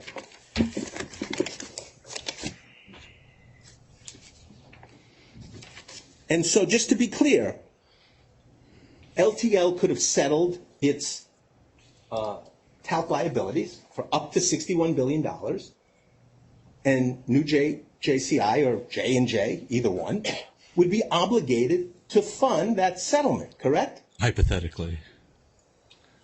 Hypothetically, okay. Hypothetically. But the funding agreement was only worth $8 billion, right? The first funding agreement? Yeah, this says nothing about value. This says what the obligations were. The Yeah, value of the funding agreement is the same. Yeah, of course. The judge will figure out the value, but I want to just make sure. Even though the debtor could have gone to J&J and said, give me $61 billion, you think it was only worth, the value to the debtor was only $10 billion. Yeah, That's your testimony? Yes. Yes. Excellent. So just like the first funding agreement, the value of the second funding agreement is tied to the value of new JJCI, which is now known as Holdco, correct? It is. That value is approximately $29-30 billion, right? Yes. And so when it was signed, the first funding agreement was, LTL could have called up to $61 billion, right?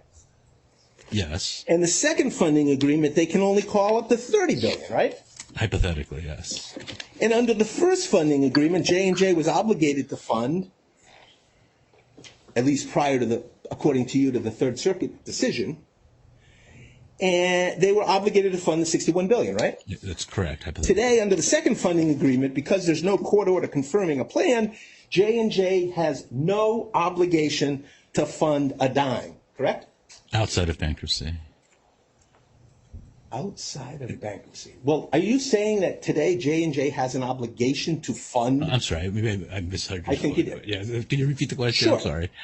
Today, under the second funding agreement, because there is no court order confirming a plan, J&J has no obligation to fund anything, correct? But yeah, prior to any court order, yes, true. And even if a court order enters confirming a plan that J&J approves, J&J's maximum liability today under the second funding agreement and the support agreement is $8.9 billion, right? I disagree with the way that you phrased that. Yeah. I You think it's more than that?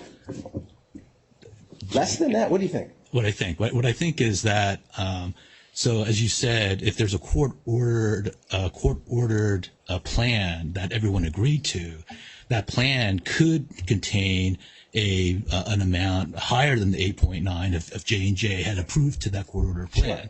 Sure. So it's not limited to 8.9. It depends on what the plan is and what the parties, J&J and, the ad hoc committee and the vote says. So, Fair point. J&J could change the existing support agreement even and agree to pay more, right? Well, if there's a plan that's approved, then everyone has to approve the plan. Not only J&J, but all the other parties have to approve the plan, and that plan could provide for a greater amount. Yeah, J&J can always decide to throw more money at this problem, right? Well, again, I think under the terms of the agreement, because it's all dependent upon a confirmed plan, if there's a plan that everyone agrees on that has a higher amount, then it would be obligated to pay that higher amount.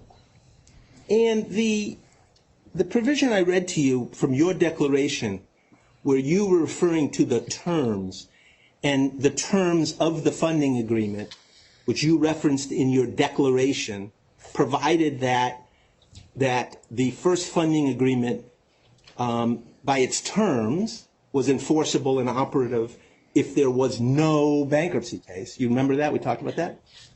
Based upon the foreseeable facts that we knew at that time, yes. Oh, I didn't see that in your declaration. You said that that obligation was based on only on foreseeable facts that we knew about at that time? Well, that's always understood. You don't foresee the unforeseeable. Okay. Well, let me ask you, and we went through this earlier, but I'm going to do it as well, because I want to get your understanding, because it's very important that this court and ultimately the Third Circuit have accurate facts.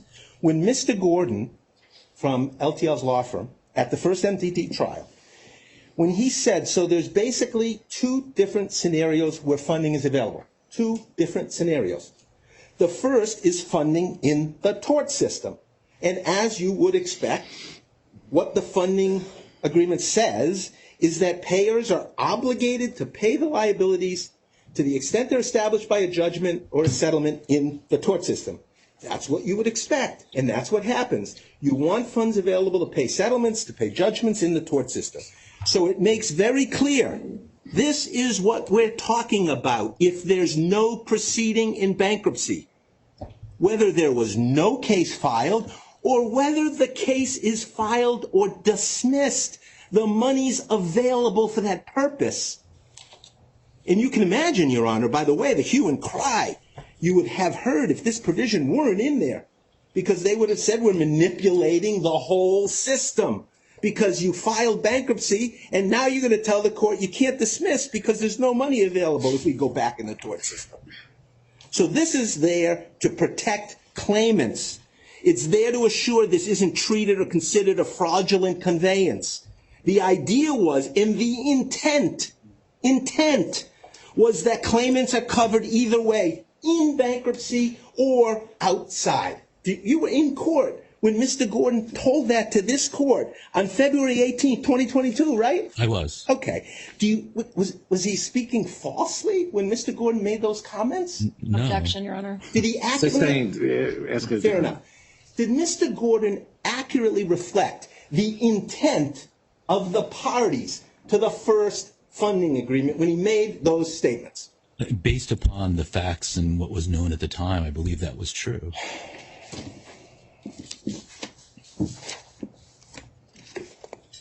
Just give me 1 second, Your Honor.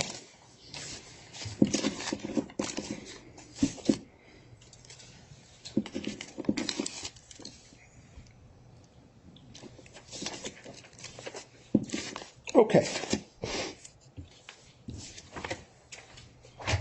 On January 30th, 2023, the day the Third Circuit decision issued requiring LTL's first bankruptcy case to be dismissed, you determined that there was a risk that the first funding agreement was void or voidable, correct? I did. You think, quote, everyone agrees that the Third Circuit decision is wrong. The Third Circuit made a mistake, and it was something that no one could have anticipated, correct? That's your belief. That's yes. Yes, that's what I said. Shortly after the Third Circuit's decision on January 30th, 2023, Johnson & Johnson, maybe even that day, I think, Johnson & Johnson told LTL that the first funding agreement was unenforceable and it was void, and about the voidable issue, right? I did. Mr. Haas told you that, right? Well, it was in a group meeting, yes. Group meeting, and it was on January 30th, wasn't it? I believe that's true.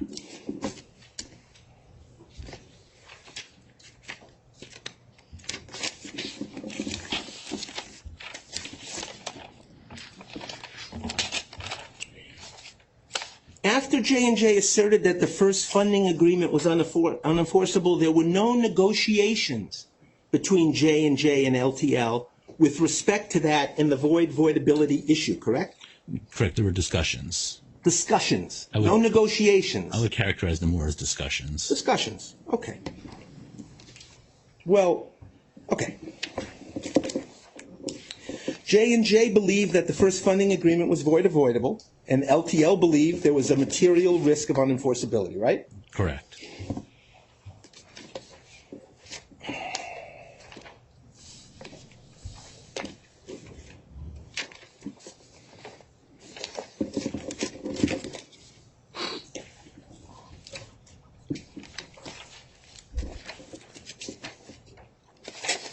Okay. The second funding agreement specifically was designed to support the position that LTL was in financial distress when it filed its second bankruptcy case, correct? I disagree with that. Well, wasn't the second funding agreement designed to effectuate a resolution in bankruptcy? How about that? Do you agree with that? That's what you told me at your deposition. Yes, I believe that's true. And, okay.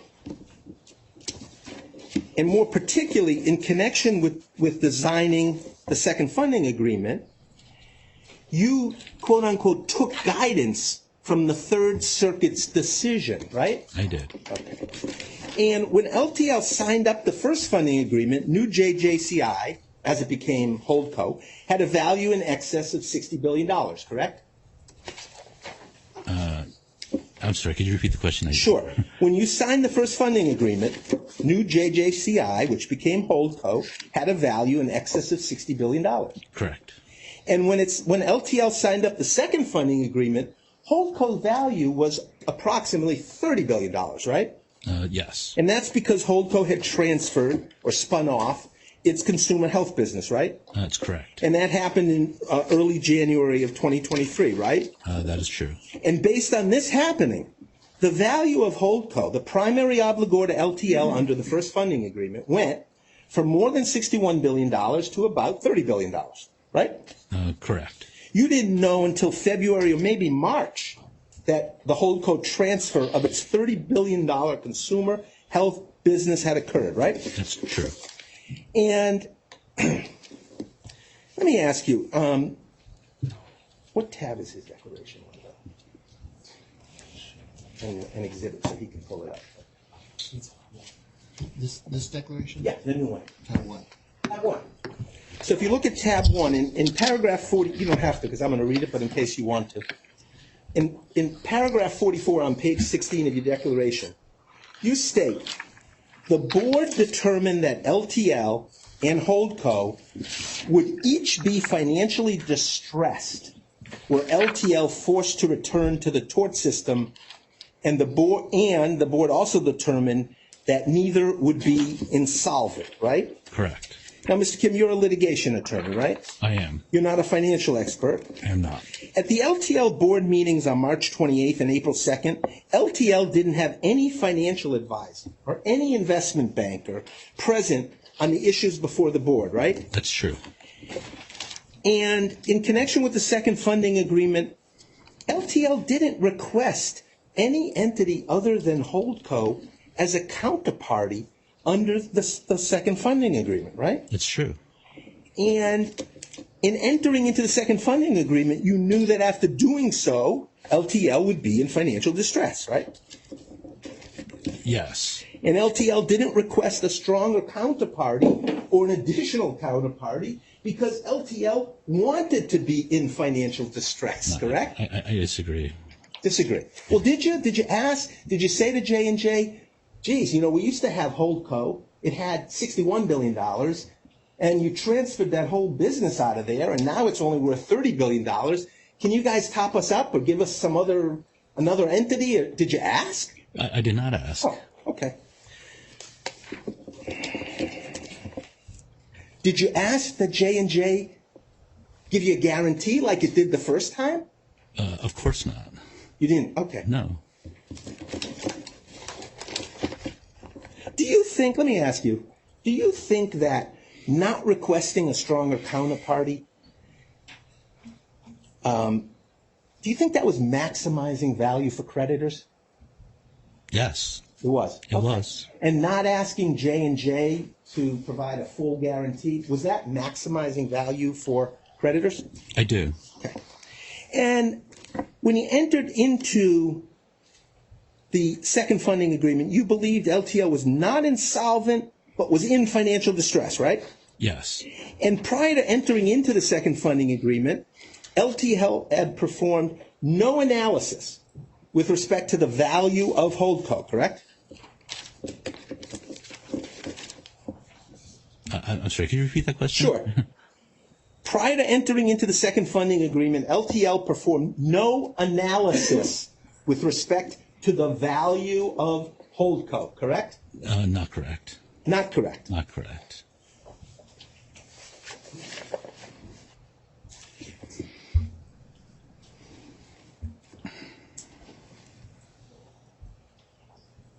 Okay, so let's take a look at your deposition of June 1st. It's tab 21, it's exhibit 770.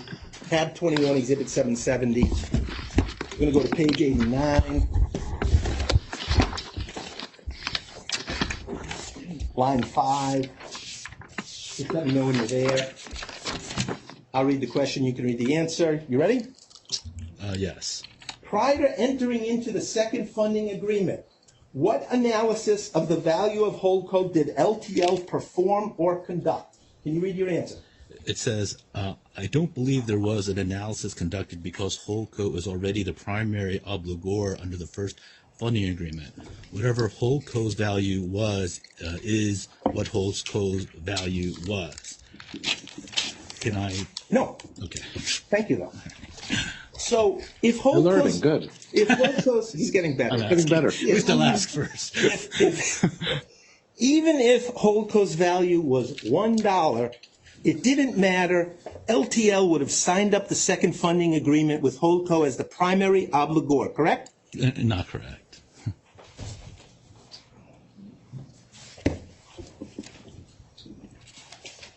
Back to page 89.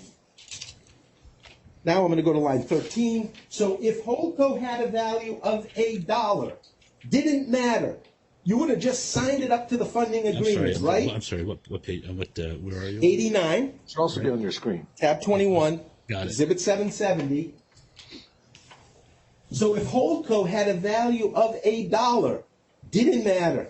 You would have just signed them up to the funding agreement, right? Can you read your answer? I said we would have had that as a primary obligor. Okay.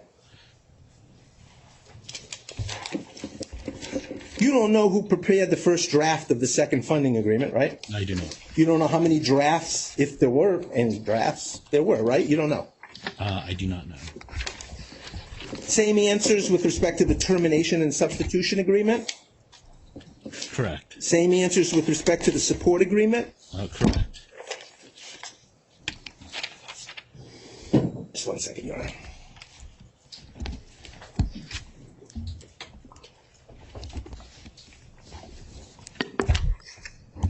As of April 4th, 2023, when LTL filed its second bankruptcy, there was no estimate, formal or otherwise, of LTL's total talc liabilities, right? There was no formal estimate. As of April 4th, 2023, when LTL filed its second bankruptcy, there was no formal analysis or projections with respect to the cost of continuing to litigate in the tort system, correct? No incrementally new, analysis done. Yeah, the same information you had the last time. Based on the same information that we had the last time, yes. So you were sitting there trying to figure out if you're in financial distress or you're going to file bankruptcy. You didn't have projections looking out over the next year as to in that, that type of analysis. No, we only knew that it was getting worse. Okay. And since you were here, makes it easier for me. You heard Mr. Westhoff say that LTL's historical cost of defending itself, of litigating in the tort system, was $10 to $20 million per month. Did you hear his testimony? Yeah, for that period back then. Well, that's all the information you had, right? Well, we have more information than that now. But back then. Well, hold on. Let's get this right. Historically, you had the information. You knew that LTL's cost of litigating in the tort system was $10 to $20 million a month, right? Right, back then. Hold on. I just asked you. Okay. I said, did you I'm sorry. Go ahead. I asked you, did you have any estimates, any analysis, any projections going forward? And you said you didn't. I said, except that we knew that things were getting worse, which is reflected in the board presentation. Things are getting worse. Okay, Yes. that's okay. But let's talk about real numbers, right? Because that's important. Third Circuit looked at that. We got to really focus on it. Can't do back of the envelope stuff. So all you had when you were going to file a second time was the same information as to the cost of litigating in the court system that you had the first time, and I guess you thought things might be getting worse. But we knew things were getting worse. Okay. On the costs, 10 to 20, let's focus. $10 to $20 million a month, correct? Well, again, based upon the information from back then, which was based on assumptions that we had about how many cases that were being tried, the cost of the litigation back then. But again, as we said in the board presentation, all those numbers were getting worse. Do you agree with Mr. Westhoff's testimony that the only information you had, and only whether it's projections or historical or whatnot, was that the cost to LTL, using real numbers, to litigate in the tort system, if it defended all of its talc liability, was going to be $10 to $20 million per month? Did you agree with his testimony? Asked and Before answered, you Your answer. Honor. I'm sorry? Objection, asked and answered. Oh, can you answer that, please? I disagree with that. Do you disagree with Mr. Westhoff's testimony? Yes. Okay. All right. Okay. I want to look at your new declaration. You caught me off guard. That's the first.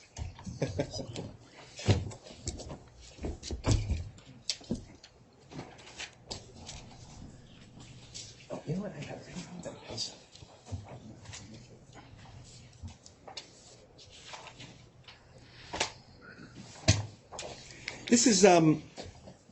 This is at tab 8. It's exhibit 1073.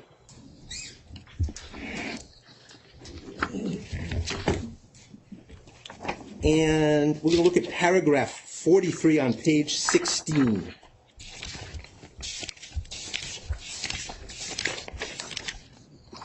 Again, it comes up on the screen if it's easier.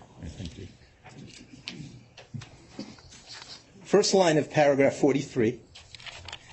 Just let me read it to you so we can orientate ourselves. LTL's and Holdco's combined cash position could support defense costs upon a return to the tort system for only a limited period of time, certainly less than 1 year, right?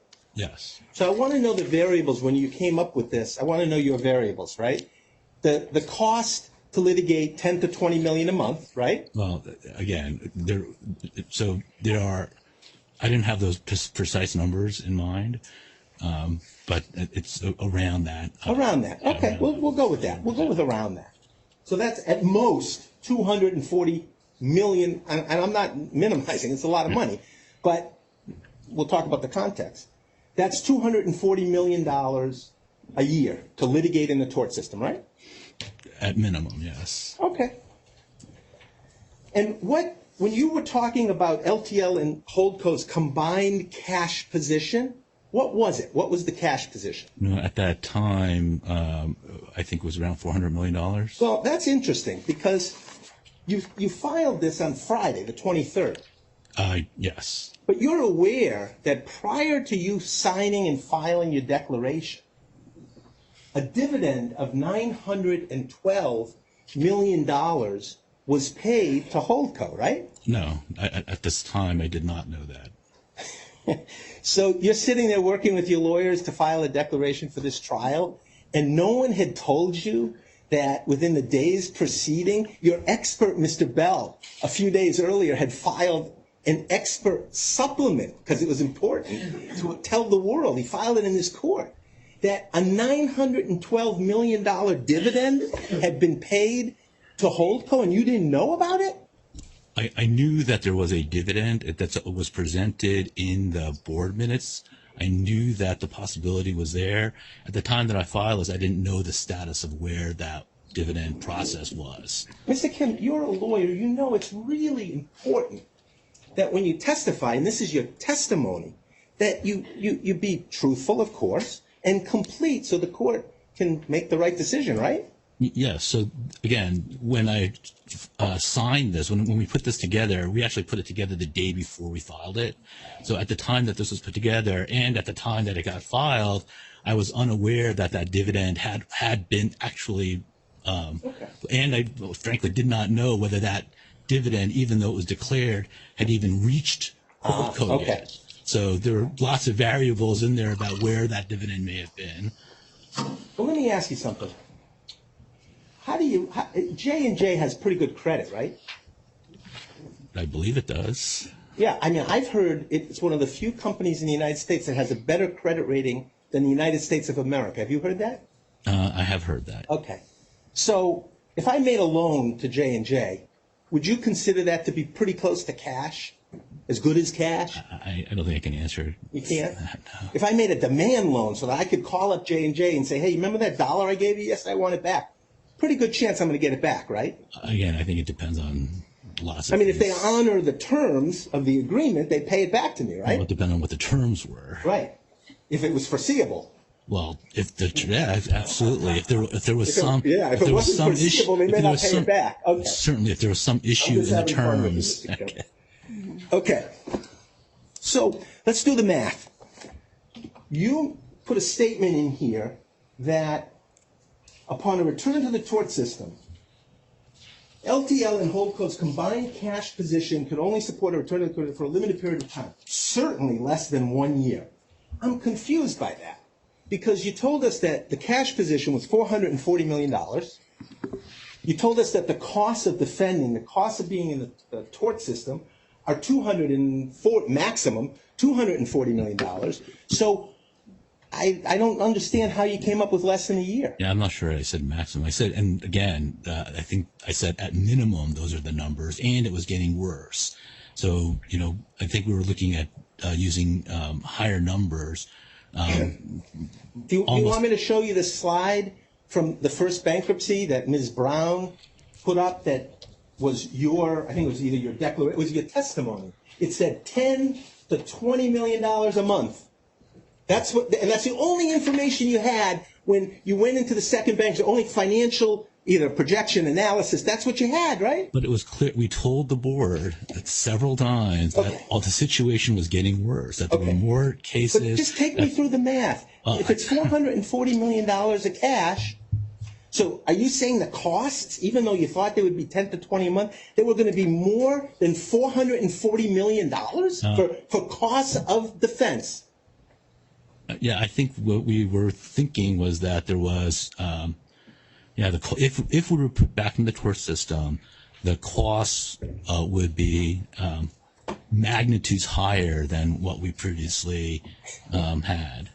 Mr. Kim, I hate to, I don't mean to be vulgar about it, but you guys just kind of made that up, didn't it? You didn't have any investment bankers. You didn't have any financial advisors. You can't give us a number.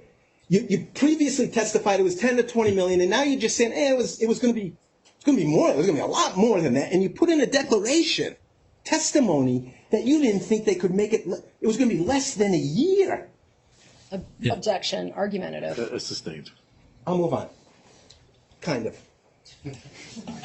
So let's do some more math. If instead of 440 million, I have to do some math here. If instead of 440 million, Holdco has cash or access to cash of $1.4 billion, how long do you think you could defend yourself in the tort system with $1.4 billion of cash? Object to the hypothetical. Sustained. Do you think it's important for the court to today, in assessing financial distress, to know how much cash, or cash-like, or better than cash, LTL and Holdco have access to? Yes, and I believe they're contained in all the expert reports now. Okay, so what's the number? How much cash or access to cash does LTL and Holdco have available to them today? Yeah, I actually don't know that number right now, but I know that they were in the expert report, including the Bell report that you referenced. Well, do you know now that Holdco got a $912 million dividend? I do understand that it got a dividend that was lower than was expected when we met with the board. Was it $912 million? I think that's in that category, but again, Sounds about right? Yeah, I only have a broad understanding of that. I think Adam Listman is the one that has been following those things. Don't you think it's important for somebody at LTL? You don't know? Mr. Westhoff doesn't know? We should have asked Mr. Dickinson. I bet he doesn't know. Don't you think it's important that somebody know how much cash is available when you're making a decision if you're going to defend yourself in the tort system? Objection, argumentative. I don't think it's argumentative. I can overrule I don't think it's particularly important, no. I don't think it's particularly important, no.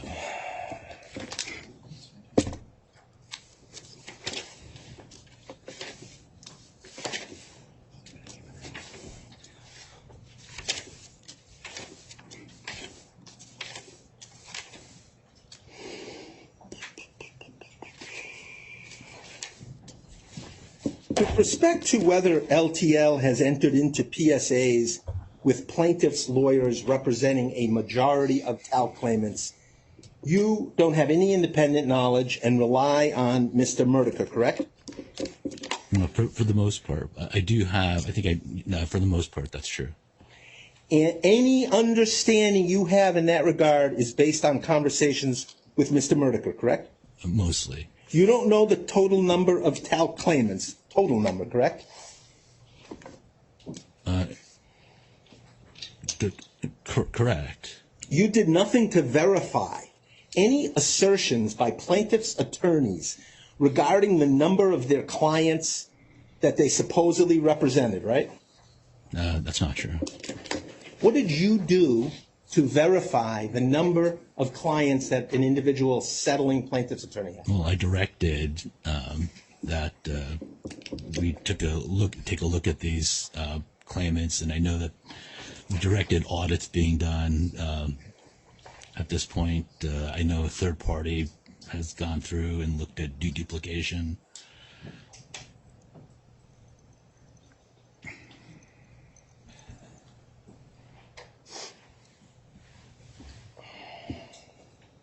You did nothing to verify whether these plaintiffs' attorneys had collected pathology reports or confirmatory medical records, correct? That's correct. You did nothing to verify whether these purported claimants actually had talc-related injuries, correct? That's correct. You did nothing to verify whether these purported claimants' claims were timely under any applicable statutes of limitations, correct? That's correct.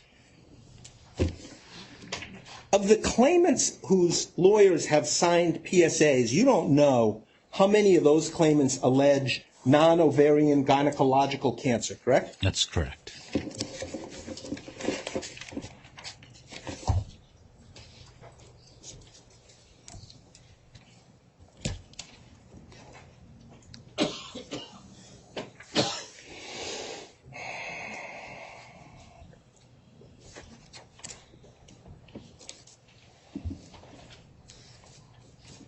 I'll pass the witness hearing. Thank you. Mr. Myman? I don't mean to jump in front of anybody else.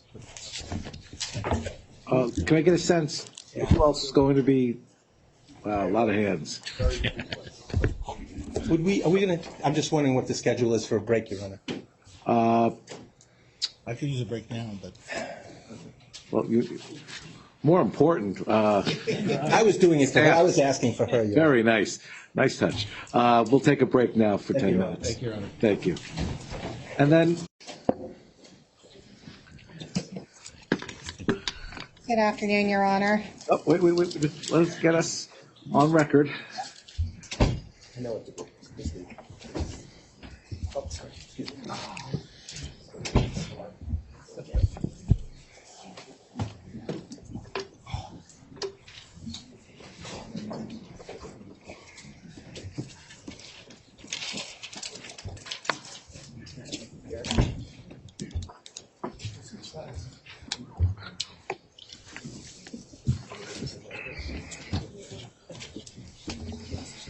Alrighty. Kia, you ready?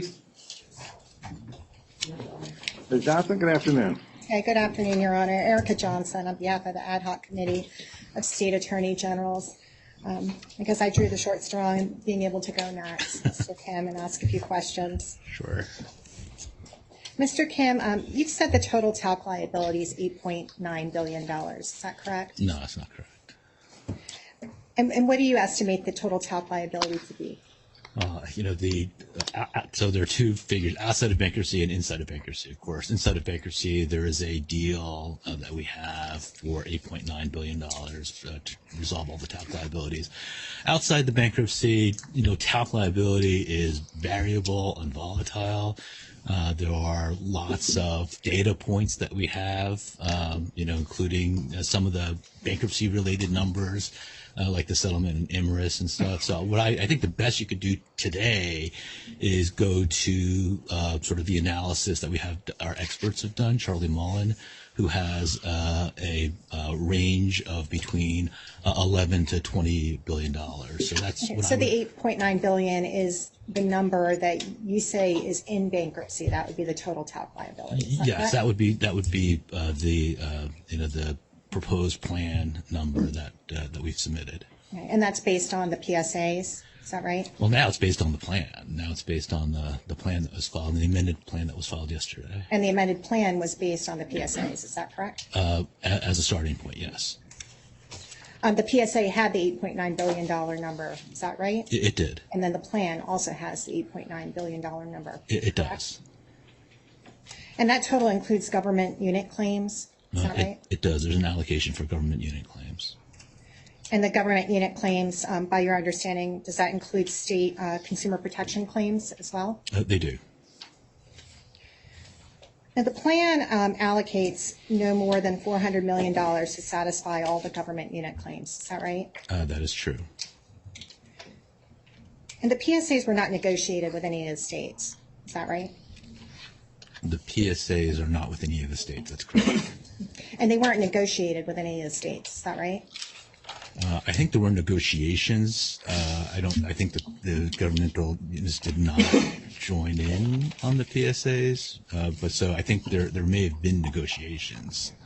Is that understanding based on your conversations with Mr. Murdica? Yes. Do you have any independent knowledge of those negotiations? No. None of the states have agreed to the $400 million, correct? I believe that's true. Did LTL conduct any analysis into the value of the consumer protection claims before setting the value at $400 million? Well, yeah, we believe that the consumer protection claims are worth zero. But what we have done is put in an amount to try to resolve them. And so that amount was just a negotiated amount. Well, Right. that's an amount that we, that was negotiated. But again, I think outside of bankruptcy, we would value those claims as zero. Okay. And when I say negotiated, just to be clear, that's not negotiated with the states. That was an amount that was set by Mr. Murdica. Is that right? Well, that was an amount that was negotiated with attorneys that represented, that signed PSAs. And I believe there were discussions with the AG group at some point. Okay. And that But again, discussion, what you believe to be discussions, you have no independent knowledge of. Correct. And as you said, I don't believe the AG group agreed to that amount, but there were discussions. And so when you say it's a negotiated amount, just to be clear, it's a negotiated amount between the plaintiff law firms that have entered into the PSAs and Mr. Murdica on behalf of LTL. Is that right? Well, on behalf of LTL and J&J, yes. Thank you, Your Honor. Thank you, Ms. Jones. Mr. Malone? Good afternoon, Robert Malone, Gibbons, PC, on behalf of the states of New Mexico and Mississippi. Good afternoon, Mr. Kim. Good afternoon. Fair to say, Mr. Kim, you've been practicing attorney for over 30 years, Yes. and in that time, you've done cases involving both bankruptcy and securities. I have.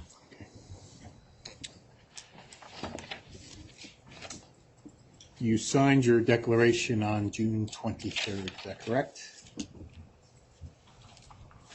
Yes. Since June 23rd until today, and I don't want to hear about conversations with counsel, what have you done to prepare for today's testimony? I reviewed some documents, deposition transcripts. When you exclude conversations with counsel, I mean, there were prep sessions with counsel. Right, I know that. Okay. That's why I said it, so I wouldn't get an objection from this side of the room. Okay. So yeah, I reviewed some documents and some my deposition transcripts. I believe that's it. Did you review any recent public filings made by J&J? No. Did you review any expert reports? Yes, I did review our debtors' expert reports. Specifically, which expert reports did you review? I reviewed the Mullen report. I reviewed, but so I'm sorry, going back. That's sort of part of my job. So I'm not sure I did that in preparation for this hearing. Well, my question was very specific. It was, you signed your declaration on June 23rd. Yes. And today's the 27th, right? Yes. We can all agree to that. I don't think I'll get an objection to that. So between the 23rd and the 27th, I'm asking you, what did you do to prepare? And one of the questions I'm asking you to make it more clear is, did you review anybody's expert reports in preparation for today's hearing? Not in preparation for today's hearing. I reviewed expert reports as part of my duties in LTL to review pleadings and things before being filed.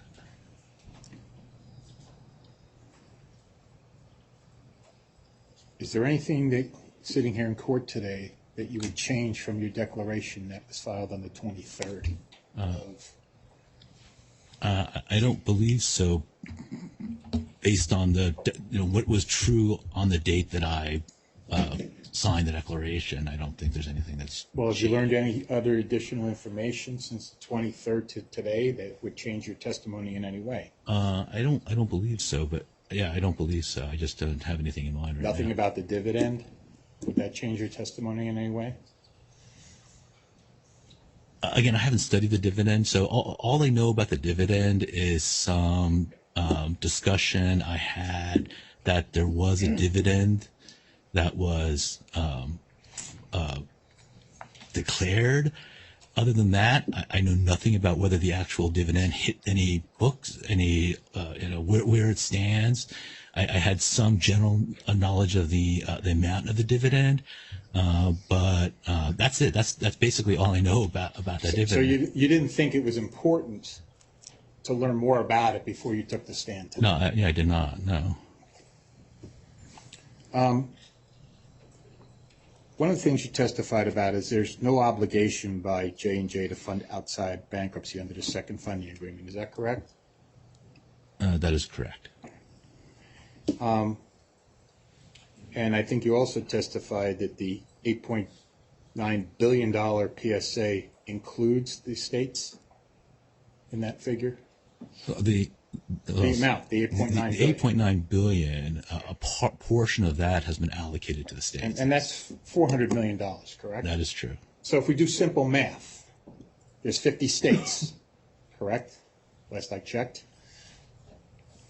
There are. Okay. It's a yes or no question. Yeah, I do, but I'm not sure where you're going with that because So not all those 50 states are in. We're not even going to count Guam Okay. or any other Puerto Rico or any other territory. Right. We're going to take 50 states. Okay. Okay. In your head, take 50 into 400 million. Yeah. What number do you get? 20. I don't want to sit here and do math, but again. Well, if I give you the answer, maybe you Sure. can tell me it's right.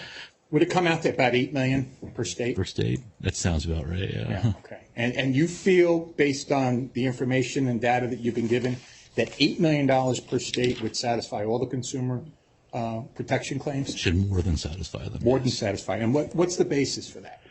So the basis is that the consumer protection claims are the very exact same claims that are being brought by consumers, the plaintiffs that are claimants in this lawsuit.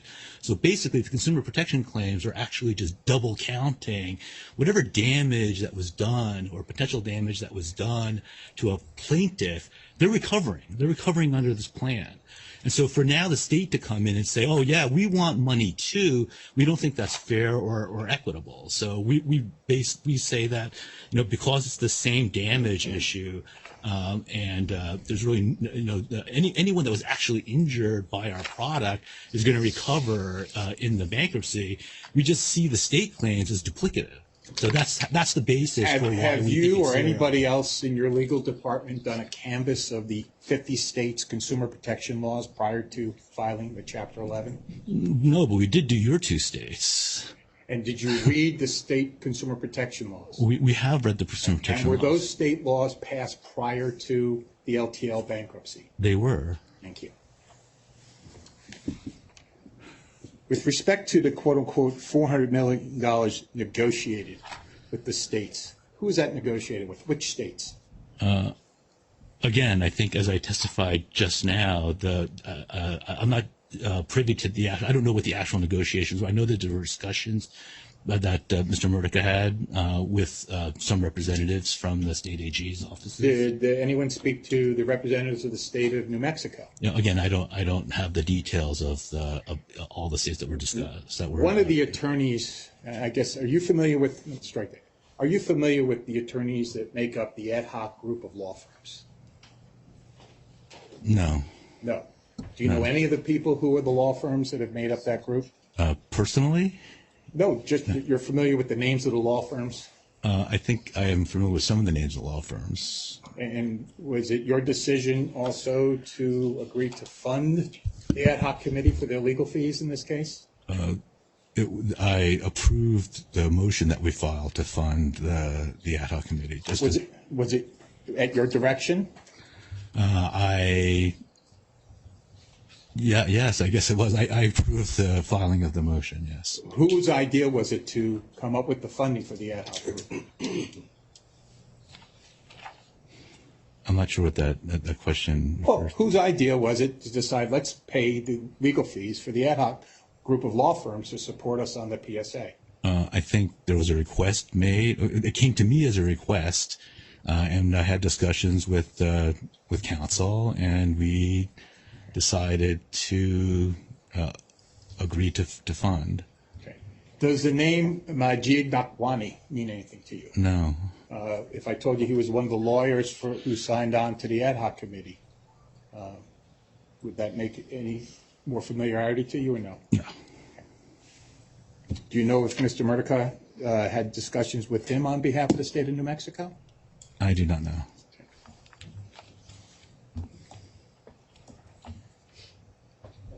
Now, again, you said, I think your testimony was that there was no obligation to fund outside the bankruptcy under the second funding agreement. So would it be fair to say that, let's say there's a plan of reorganization, it goes out for votes, there's acceptances, rejections. The final veto rests still with Johnson & Johnson, whether or not this plan would go forward? I don't believe so, no. Well, why not? If they can make a decision to fund or not fund inside the bankruptcy beyond the $8.9 billion, they don't have to fund, correct? I think the decision is, I think all the parties have to agree. But can anyone force Johnson & Johnson to fund if they say, nope, we're not doing it? Yeah, I don't understand the hypothetical. Yeah. Here's the question. You said that there's no obligation to fund outside of bankruptcy. Inside the bankruptcy, there's an obligation you're claiming for $8.9 billion. Well, as part of this current plan.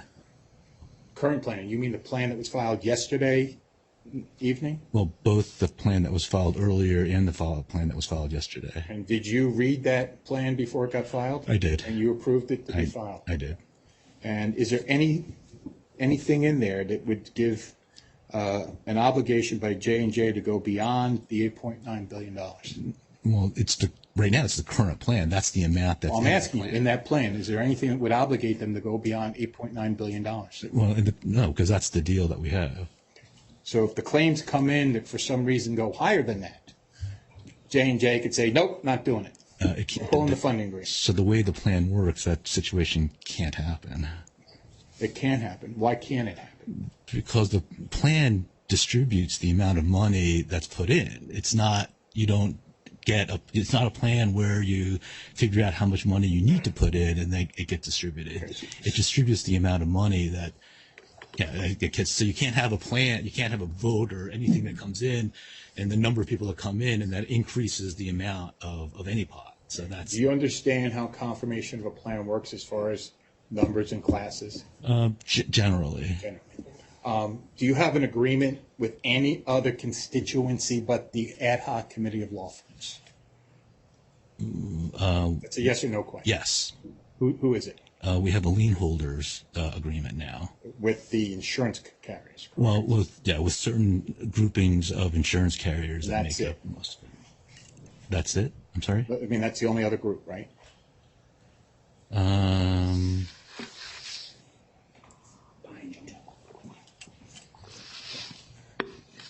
I believe that's all that we have consummated at this point. There are other groups in the case besides those two groups, correct? Yes, that we're not yet finished our negotiations with.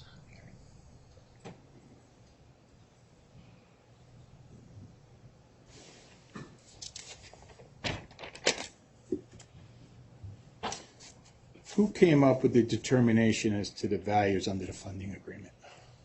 Is that Johnson & Johnson or LTL? The funding agreement. Well, it gives $8.9 billion. Who came up with that number? Well, that's in the support agreement, and that's tied to the plan. So the number comes from the negotiated amount that we have with members of the ad hoc committee. They negotiated 8.9, and so the support agreement takes that number and says, yes, Johnson & Johnson will be liable for that number if Holdco can't pay it in the bankruptcy under a plan. So that number comes from the negotiated number in the PSAs. Okay, thank you. Thank you, Mr. Malone. Is it Thompson?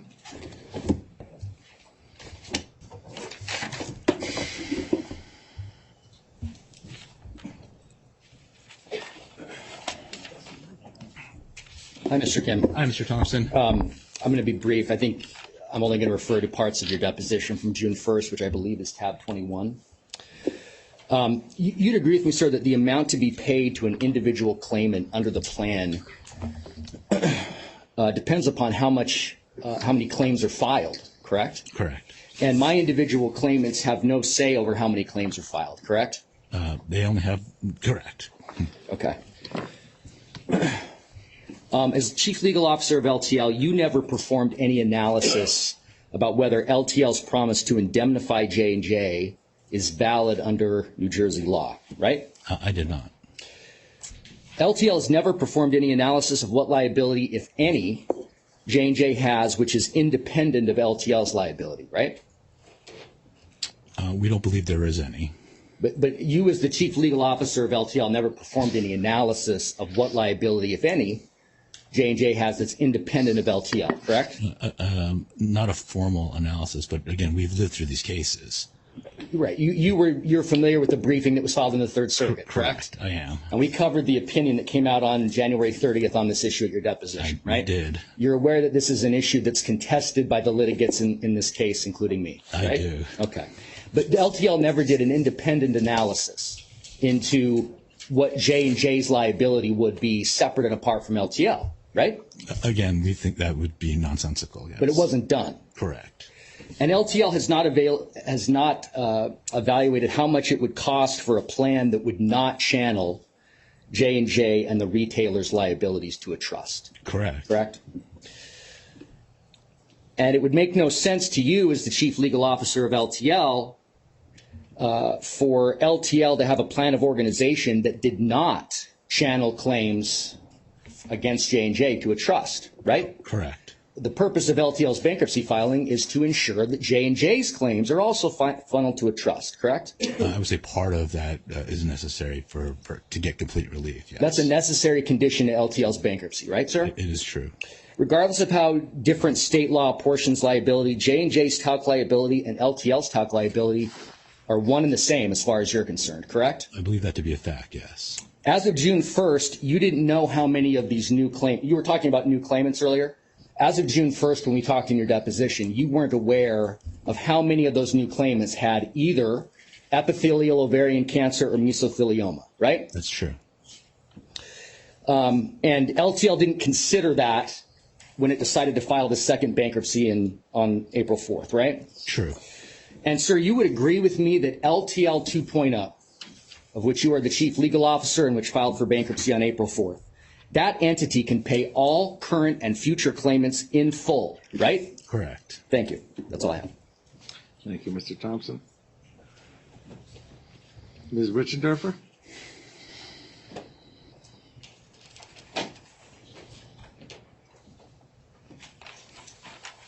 Your Honor, I could not leave today without asking Mr. Kim a couple of questions.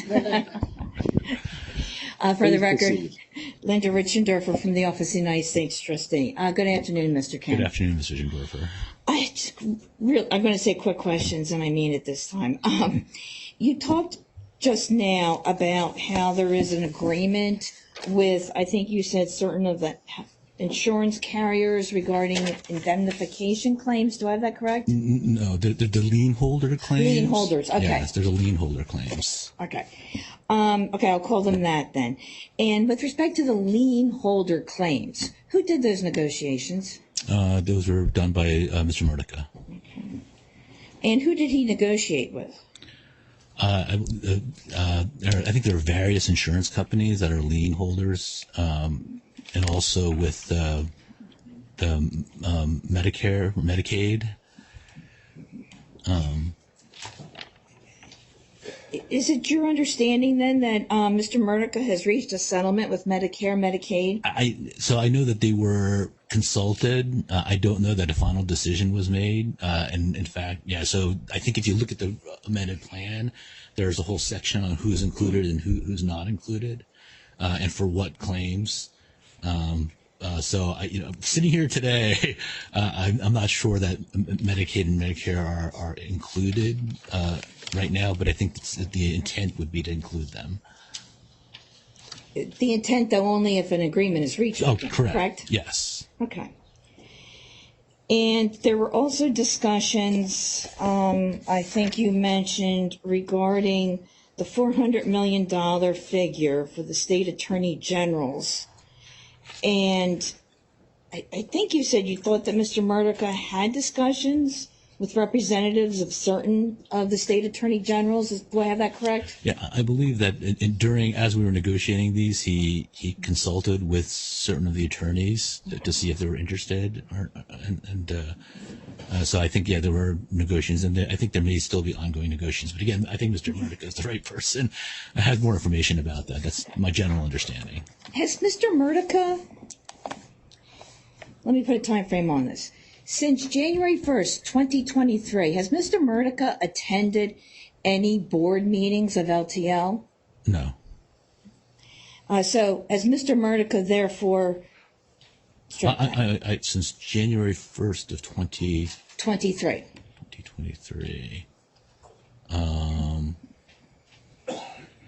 He did attend some board meetings. I know that he attended certain board meetings, but I can't recall the time frame. Let me make this easier. Maybe this is a better way of putting it. Has Mr. Murdoch, to your knowledge, attended any LTL board meetings after issuance of the Third Circuit opinion? Oh, no. So would it be fair to say then that Mr. Murdoch has not in person or via, I guess these things occurred during Zoom or whatever hearings, that Mr. Murdoch has not personally advised the LTL board regarding these negotiations that he's out there doing on behalf of the debtor?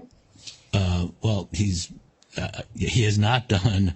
He has not appeared at a board meeting, and who is negotiating on behalf of? I mean, that's something we can talk about. During the board meetings that led up to the second bankruptcy filing, was the board advised that the person that was out there negotiating the PSAs was John Murdoch, counsel for J&J? I think they were advised that Jim Murdoch was negotiating on behalf of and that he was an attorney for J&J, but he was working, had the same interests, had our interests in mind as well. But if J&J's potential liability is capped at $8.9 million, only if there is a confirmed plan, and only if Holdco and LTL can't come up with the cash, what is the basis of your conclusion that his interests are aligned with the debtor? The interests of both parties are to resolve these the talc litigation, and so I would say that common interest is aligned. Who authorized Mr. Murdoch to go out and to do negotiations on behalf of LTL and J&J? I guess that's me. That would be me. And did you advise the board that you gave Mr. Murdoch that authority to speak on behalf of LTL? The board was aware of that. I'm not sure that I specifically talked about my giving authority to that. I know that the board was aware that he was doing that on our behalf. Well, as a debtor in possession, this debtor has not retained Mr. Murdoch, correct? That's correct. I have no further questions. Thank you. Thank you, Ms. Richendorfer. Mr. Myman? Thank you, Your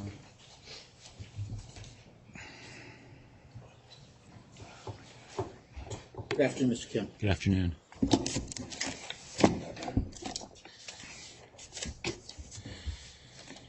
You were asked about consumer protection claims, right? I was. You're a lawyer here in New Jersey, are you not? I have a what they call in-house counsel bar admission. Are you familiar with the consumer protection laws here in New Jersey? Somewhat. Do you know whether or not somebody has to get cancer or get sick in order for a state to have a consumer protection lawsuit against a manufacturer?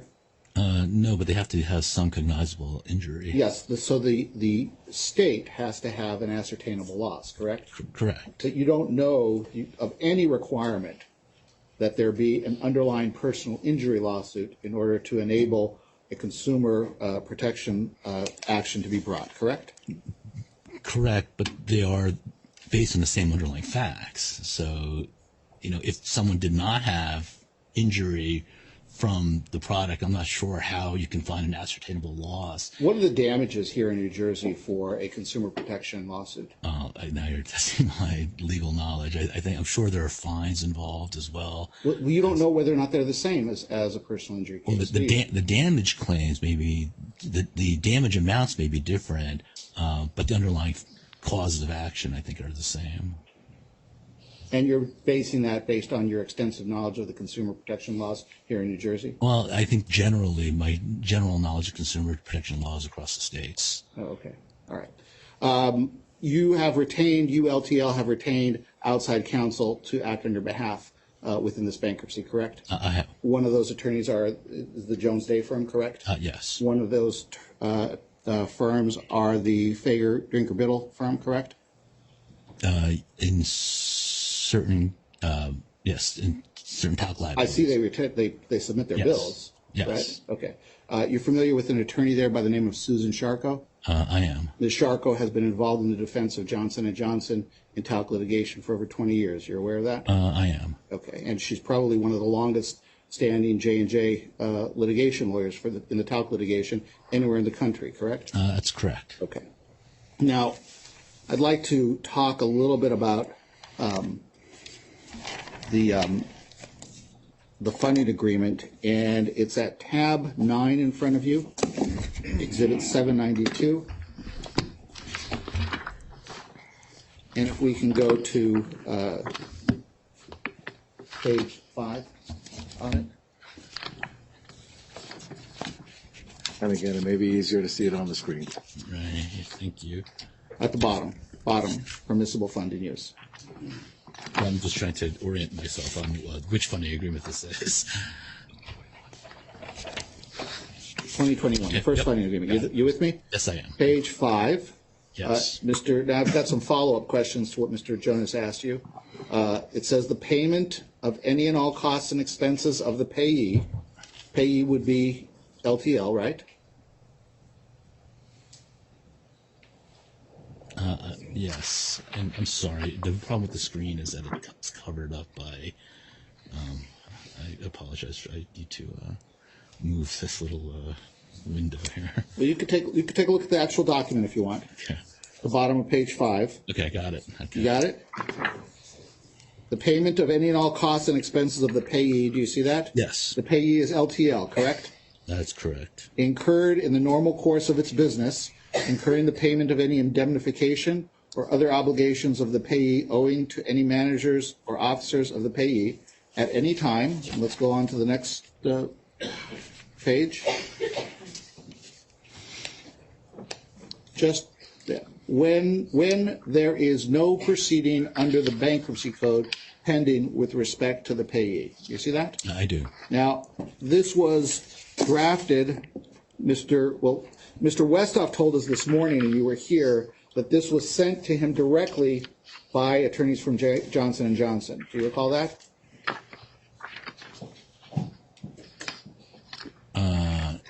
I believe that's true, yes. And you have no reason to doubt that, the veracity of that statement, do you? No. Okay. And there were attorneys from Johnson & Johnson who were drafting and responsible for getting this over to him, correct? Yes, they were Johnson & Johnson lawyers, yes. Okay. And they had outside counsel, and they had Mr. Haas, who's inside counsel, correct? That's true. Okay. On the other side, you at LTL had yourself, and you had your retained counsel, the Jones Day lawyers, right? I believe that's true. I'm not sure what the dates were when these were put together, whether LTL was actually formed at that time. Well, are you saying, this is dated October 12th, 2021, right? Yeah, yes. And Mr. Westhoff told us that he signed it on October 12th, 2021. You recall that? Yes. Are you saying that Mr. Westhoff signed that without lawyers for LTL having looked at this? No. What I'm saying is that when I say lawyers for J&J, so in-house counsel for J&J actually represent all J&J subsidiaries. So, are you saying that Mr. Haas represents LTL? Oh, he could in certain circumstances, yes. Okay. But J&J's outside counsel is J&J's outside counsel, right? Correct. And we know that Jones Day is retained by the debtor in this case, correct? Correct. Even though when they started the discussions about bankruptcy to J&J, they represented J&J, right? Correct, which is why there's a little bit of a confusion as to when this was signed, lawyers for whom, and who was lawyering for who at that point. Well, who was lawyering for LTL when this was signed? Again, because LTL is a subsidiary, at some points the lawyers for Johnson & Johnson, for example, Chris Andrew, who is a Johnson & Johnson lawyer, actually was LTL's counsel during this process. I think we explained all this in our last hearing. The lawyers for Johnson & Johnson, the in-house counsel at J&J they're like a law firm. So this agreement, what you're saying is this agreement between two independent corporations, it was almost like a three-card Monte game in Manhattan about who represents who? No, what I'm saying is this is a subsidiary of Johnson & Johnson. Their interests are aligned, and so lawyers acting on behalf of all the entities helped put these agreements together and got them executed. Who was the independent lawyer for LTL who looked at this, who was not also representing J&J?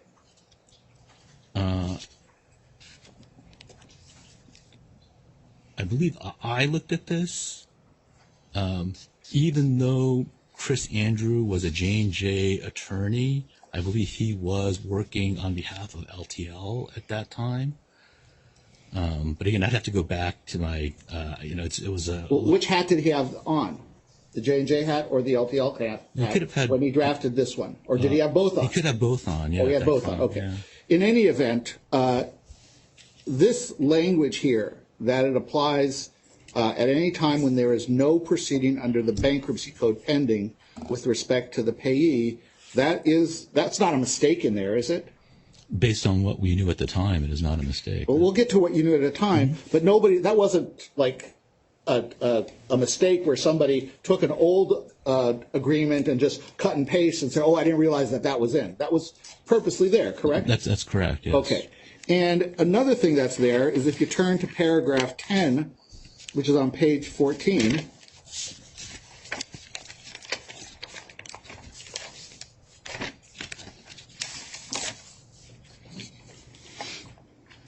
this is, and if you look at the second half of that paragraph 10,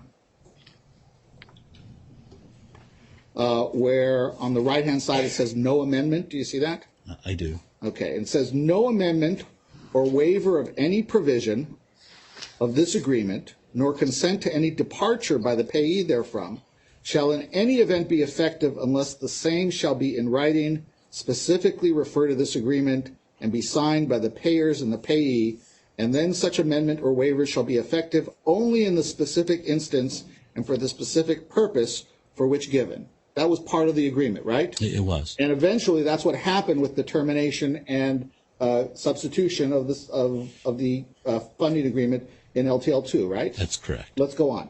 A waiver on any such occasion shall not be construed as a bar to or waiver of any such right or remedy on any future occasion. That's also purposely put there, right? That is. And that was agreed to, correct? It was. Let's go on to paragraph 11.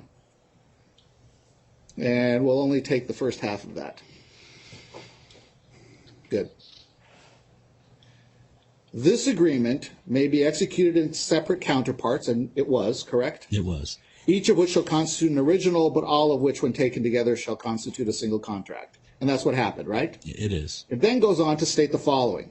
This agreement constitutes the entire contract among the parties hereto, relating to the subject matter hereof, and supersedes in its entirety the original funding agreement and any and all previous agreements and understandings, oral or written, relating to the subject matter hereof. That was purposely put in there, right? It was. And so whatever understandings you all had, this agreement right here, signed by LTL and J&J, says that this constitutes the entire agreement and supersedes any other understandings. Doesn't it say that? It does. Okay, thank you.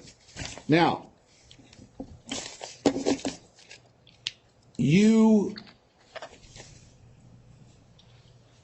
have your declaration with you from LTL 1. It's tab 7.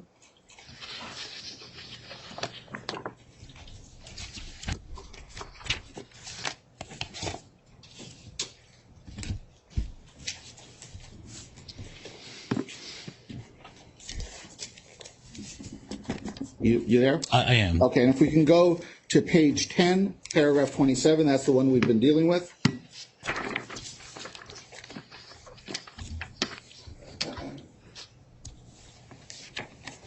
Also, in your, on paragraph 27, in your first day declaration in LTL 1, you state that the obligation of J&J and JJCI on a joint and several basis to provide the funding is at any time when there is no bankruptcy case, correct? Yes. Okay. Now,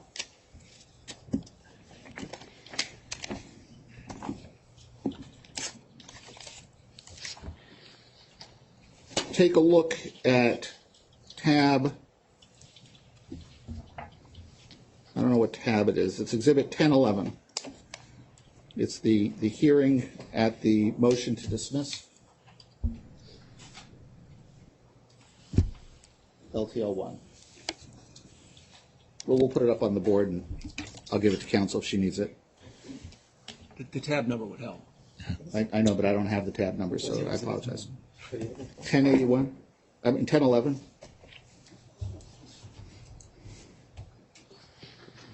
Anyway, if we could go to page 60.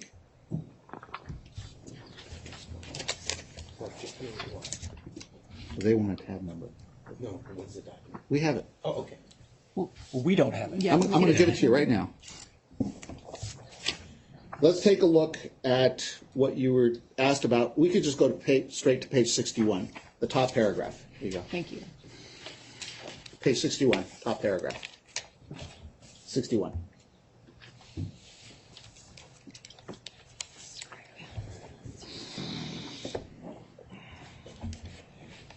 Now, Mr. Gordon, and we covered this during the preliminary injunction hearing, Mr. Gordon was the attorney representing LTL at that hearing, correct? He was. He was authorized to speak on behalf of LTL, correct? He was. And you were present when he spoke on behalf of LTL, correct? I was. And as the chief legal officer of LTL, you did not tell him, hey, you misspoke, you said something was wrong, did you? I did not. Okay. He says the first is funding in the tort system. And as you would expect, what that funding says is that the payers are obligated to pay the liabilities to the extent they're established by a judgment or a settlement in the tort system, period. You see that? I do. And then he said, that's what you would expect, and that's what happens. We want funds available to pay settlements, to pay judgments in the tort system. That's what he said, correct? It is. He then goes on to say, so it makes very clear this is what we're talking about if there's no bankruptcy proceeding, right? Okay. Yes. I want to stop there. Well, let's go one more sentence. Whether there was no case filed or whether the case is filed or dismissed, the money's available for that purpose, right? I see that. Okay, yes. so let's talk about the first instance here, no case filed. You see that? I do. Were you here this morning when Mr. Westhoff said that he felt that he was free in October of 2014 to vote no on the bankruptcy option? I was here, yes. And would you say that he was wrong? No, he was free. He was free. to- Okay, good. And were you here when he said he didn't feel under duress to vote yes on the bankruptcy option? I was. And would you agree that that's also true? That is true. Were you here? Now, first of all, you had no vote, right? I had no vote. Okay. Were you here when Mr. Dickinson testified that he felt free and not under duress to vote no on the bankruptcy option? I was here. And were you here when both of them said that if the vote had been no to bankruptcy, they would have fulfilled their obligations as president and CFO of LTL to do the business of LTL with the cash in hand, the RAM royalties, and the funding agreement? I was here when they Do you said have that. any reason to doubt the veracity of their statements that they would have done so if the vote had been no? No. Okay. you were present in the Third Circuit when Neil Katyal, on behalf of LTL, argued to the Third Circuit, correct? I was. And he was authorized to make statements on behalf of the company, correct? He was, yes. And you were there when Neil Katyal told the judges on the Third Circuit panel that the obligation to pay under funding agreement number 1 existed outside of the bankruptcy, correct? I was. And you did not correct Mr. I did Katyal, not. right? I did not. Okay. Now we come full circle, and we've got the dismissal of LTL 1, and now you can take that down. And now we're going to have LTL number 2. Part of that was the drafting of the 2023 funding agreement, which is tab number 2 in your binder, right?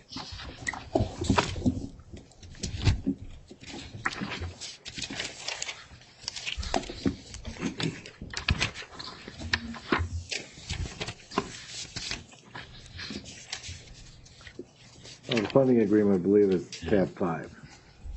Thank you, Your Honor. The termination and substitution agreement? Oh, well, the funding agreement. Oh. Let's turn to tab 2. My bad.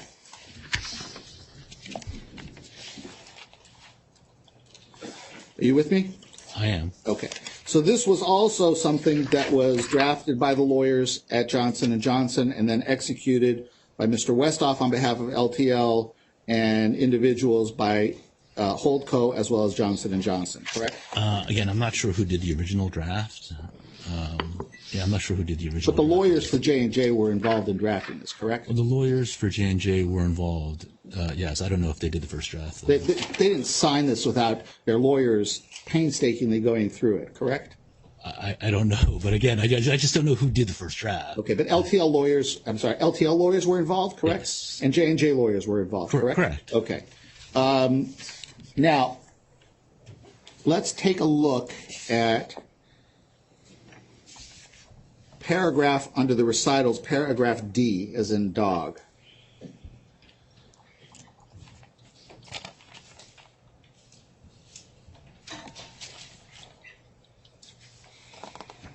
Oh, hold on.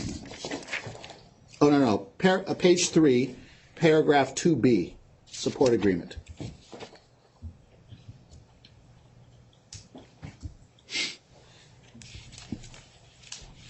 I'm sorry, page 3. Support agreement on the bottom.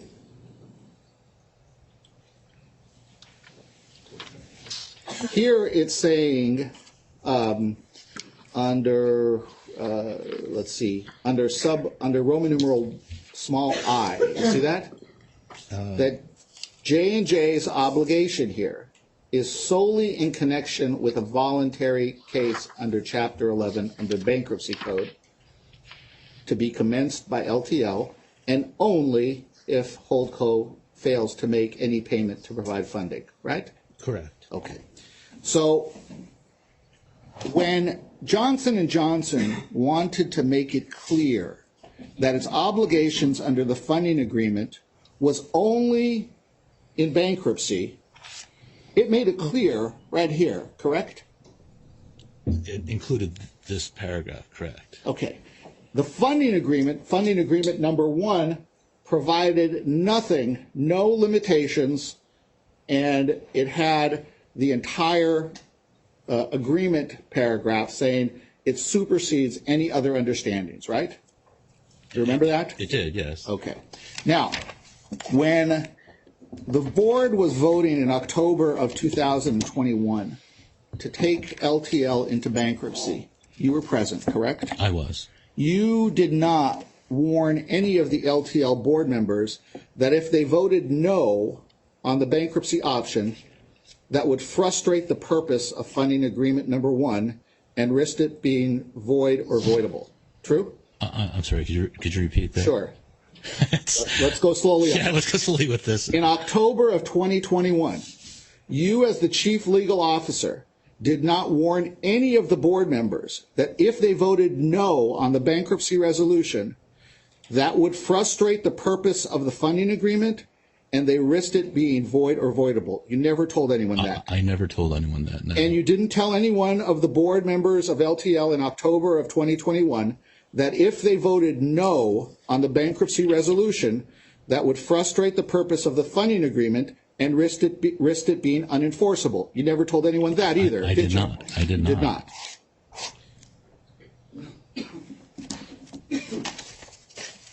The judge told me when the point's made to sit down. Right, Your Honor? Everybody's learning from the first time around. Wait 1 second. Wait.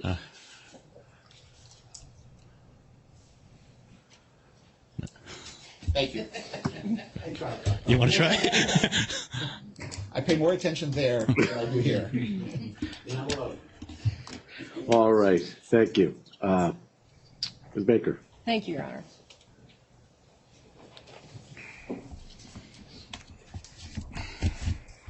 All right, good afternoon, Mr. Kim. Good afternoon, Ms. Baker. All right, I know you've had a number of questions this afternoon. I'm not going to go nearly as long as some of the other folks, all right? But I do want to follow up on a few things you were asked, okay? Sure. You were asked some questions, this was earlier this afternoon. You were asked some questions about whether LTL requested a different counterparty or explored pursuing a different counterparty in 2023 after the Third Circuit decision. Correct. Do you recall that line of questioning? I do recall that line of questioning. All right. And you were also asked as part of that line of questions about whether the fact that you did not do that, whether you viewed that as maximizing value for creditors. Do you recall that? I do. And you said it did. Correct. Explain. So on the first question of whether we asked for a different counterparty, that would make no sense. The original counterparty was Holdco, new JJCI in the old funding agreement. The new counterparty is the same party. It would make no sense for us to try to find another party, nor would we have the ability to force another party into this, into an agreement. So, we had a counterparty, and there was, J&J had made its position clear that it believed that the funding agreement was non-enforceable. It would make we had no ability to ask for or get. We had no bargaining power. We had no ability to get any other party in the agreement. But it also, on the other hand, maximized value because with the substitution and termination agreement and the new funding agreement, we knew that we would be able to fulfill the obligations of the PSA, because at the same time we had agreements to try to resolve the entire litigation for an amount of money that was unprecedented in bankruptcy settlements. So it maximized value because we were forced an unenforceable agreement. We got a new agreement with the right counterparty, and it gave the ability to consummate a plan that's been accepted by lawyers representing a majority of the claim holders. So that's why I believe it absolutely maximized value. All right, I want to switch gears. You were also asked, you were, I think, shown some testimony from your deposition by Mr. Jonas about whether LTL performed an analysis of the value of Holdco. Do you remember him reading that portion of the deposition? I do. Okay. I do. And you had an explanation, context Yes. you wanted to provide to the answer given in your deposition. I did. Okay. And what is that, sir? So even later in that deposition, I had remembered that at the board meeting, there was an analysis done of Holdco that is in the board presentation that has the amounts that Holdco had, the dividend issues, all the issues relating to the liquidity issues that Holdco had, and so and also. As a matter of fact, there is a backup to that valuation that was done by third parties, which Mr. Jonas and I discussed at the deposition. So there is certainly analysis done that was present. So later on in the deposition, I recall that, and we talked about it at that deposition. All right, I want to switch gears again. You were asked a series of questions about costs associated with litigating TELP claims in the tort system. Do you recall that? I do. And I think it was with Mr. Jonas, you were talking about the fact that and I think you were saying this was reflected in the March 28th board presentation, that those costs were expected to get worse. Yes, there's All a right. specific bullet that we went over the board with. From that board presentation on March 28th. Yes. And when you say you expected things to get worse or that things were getting worse, what did you mean? What I meant was that we knew that, for example, there were consolidating cases. So even in the bankruptcy, now that the stay has been lifted, we have cases in New Jersey that are being consolidated. We know that there are more filings. We know that there's been a pent-up number of cases ready to go to trial. So while we had an assumption in the first bankruptcy that we would try, I don't know, I think it was like maybe 20 cases a year or something like that. I can't remember the exact number, but we understand that the game plan of the plaintiff's lawyers is to flood the courts with our trials. So we expect a huge increase in trial costs. So all these things that are a sort of part of our explanation of why increased costs have to be factored in and were and known and contemplated at the time of the bankruptcy. Are there lawyers here in this courtroom who've requested consolidated trials for their claimants? Yes, there are. Let me ask a question, please. Well, before you get Mr. Munn. I believe a couple of the reply briefs reference this. Can you explain why consolidation increases the costs going forward in attorney time as opposed to reducing the costs given the consolidated nature of the litigation? So consolidated trials require larger trial teams, for one, just on the cost side, that when you have multiple plaintiffs that have, for example, different doctors, right? So you have 20 plaintiffs. Each one of them has a different doctor involved. They may have different experts involved for each, and they have the right to bring in their own sort of proof. And so the cost just of now defending that has increased because you have to deal with all these ancillary issues. So on the cost side, there's an increase in the expenditures that you have to make for any particular trial that may have been borne over a longer period of time. So now they're all front-loaded in one effort. The other real problem on the indemnity side of consolidated trials is we have literature that shows that the likelihood of winning a consolidated trial is much less than winning a single trial. So if there's one plaintiff that presents to a jury that says, I used talc and I got cancer, the jury sees it one way. If then you have 10 other people that come in front of the same jury and each one of them says, hey, talc caused my cancer, then the likelihood of a defense that talc doesn't cause cancer, that it goes down. So we see indemnity costs exponentially rising in those situations as well. All right, thank you. Thank you, Your Honor. And Mr. Kim, beyond just the cost of larger trial teams and the indemnity costs that you just referenced, what do you also know about verdicts in consolidated cases? Well, as I was just saying, the verdicts are higher because it's no longer, when you have a mass of people, the jurors tend to side with the mass of plaintiffs as opposed to an individual plaintiff. And then then you have punitive damages that go to trial in a consolidated trial. And because while it may not be legally right, each of the plaintiffs asks for a punitive damage amount. And so that compounds punitive damages, even for the same operative facts by one defendant. So that increases verdict amounts as well. You were sticking with increasing costs, things getting worse. You were asked about whether you disagreed. You know where I'm going here. You were asked about whether you disagreed with some of Mr. Westhoff's testimony from this morning. Do you recall that? I do recall that. Okay. Explain Explain your answer. So the reason I disagree with the testimony was not because Mr. Westhoff did anything wrong. These were, he was answering leading questions with an assumption that was wrong.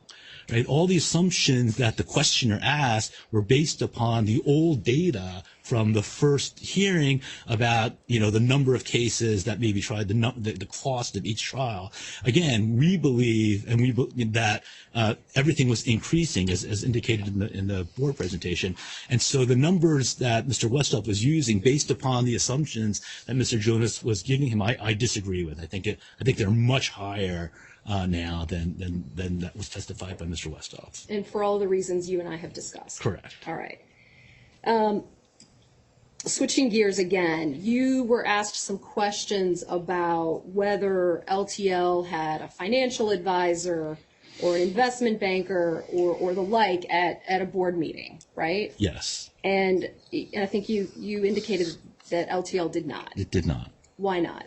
We didn't think there was a need for it, you know, at that time. I mean, I think so. The board had already gone through the first motion to dismiss in the first case, and they saw all the data. They understood all the background information.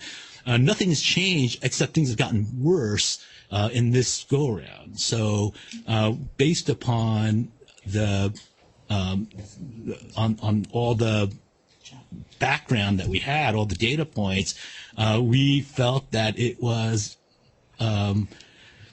really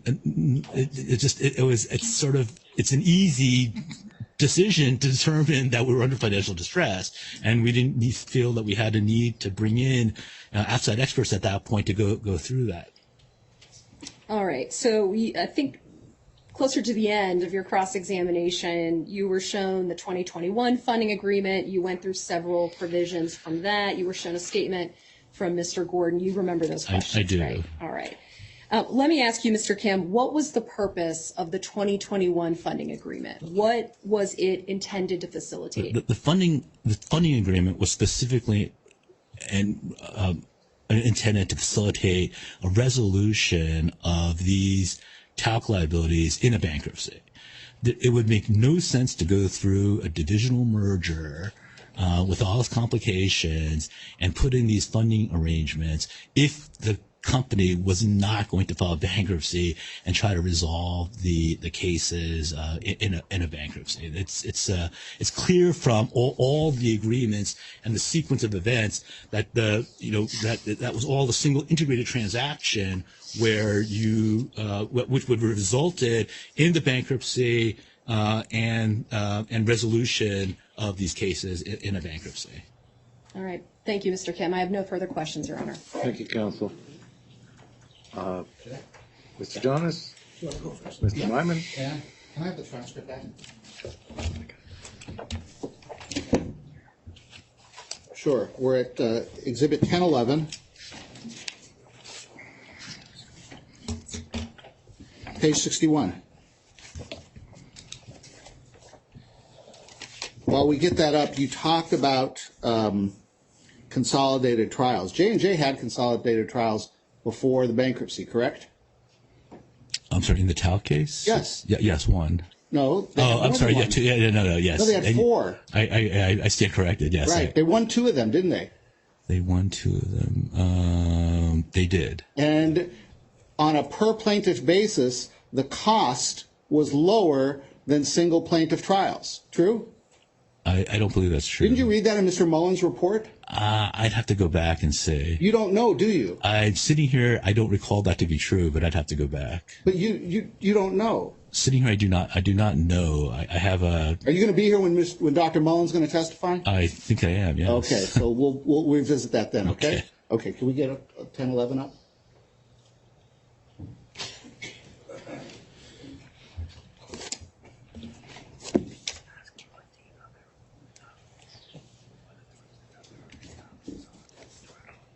Page 61, first paragraph.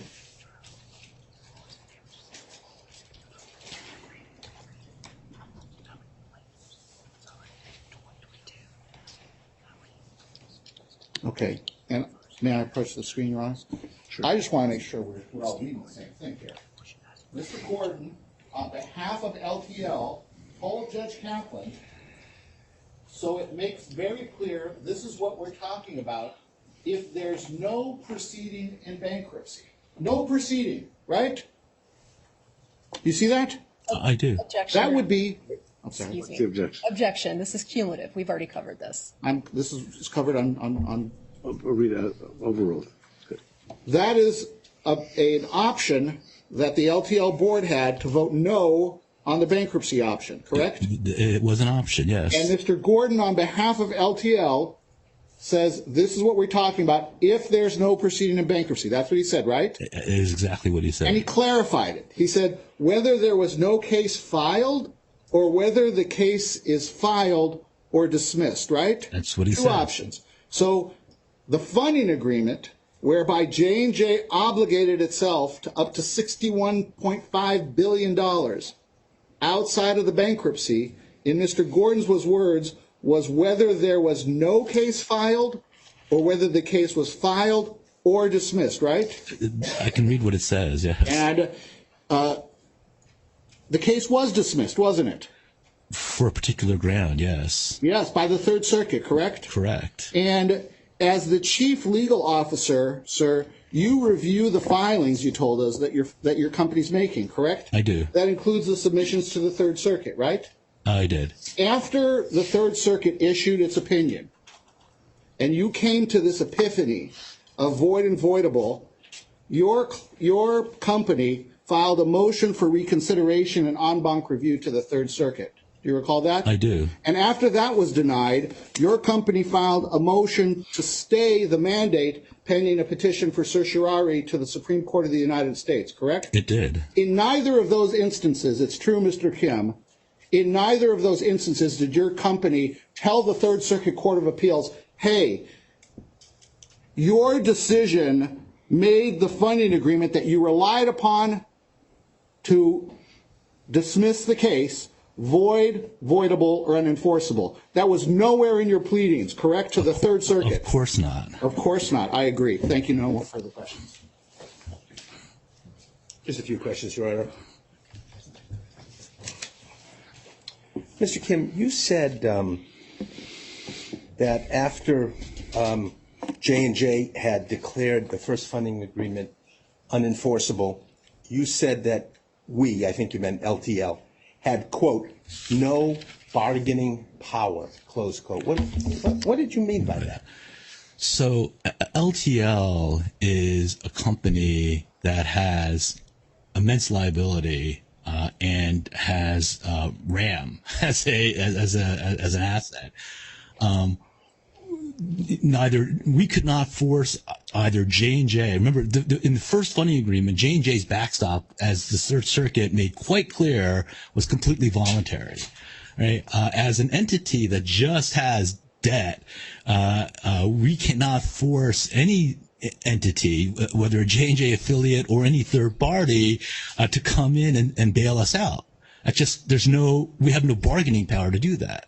It would make no sense. But plus the fact that in discussions with J&J, we had a solution.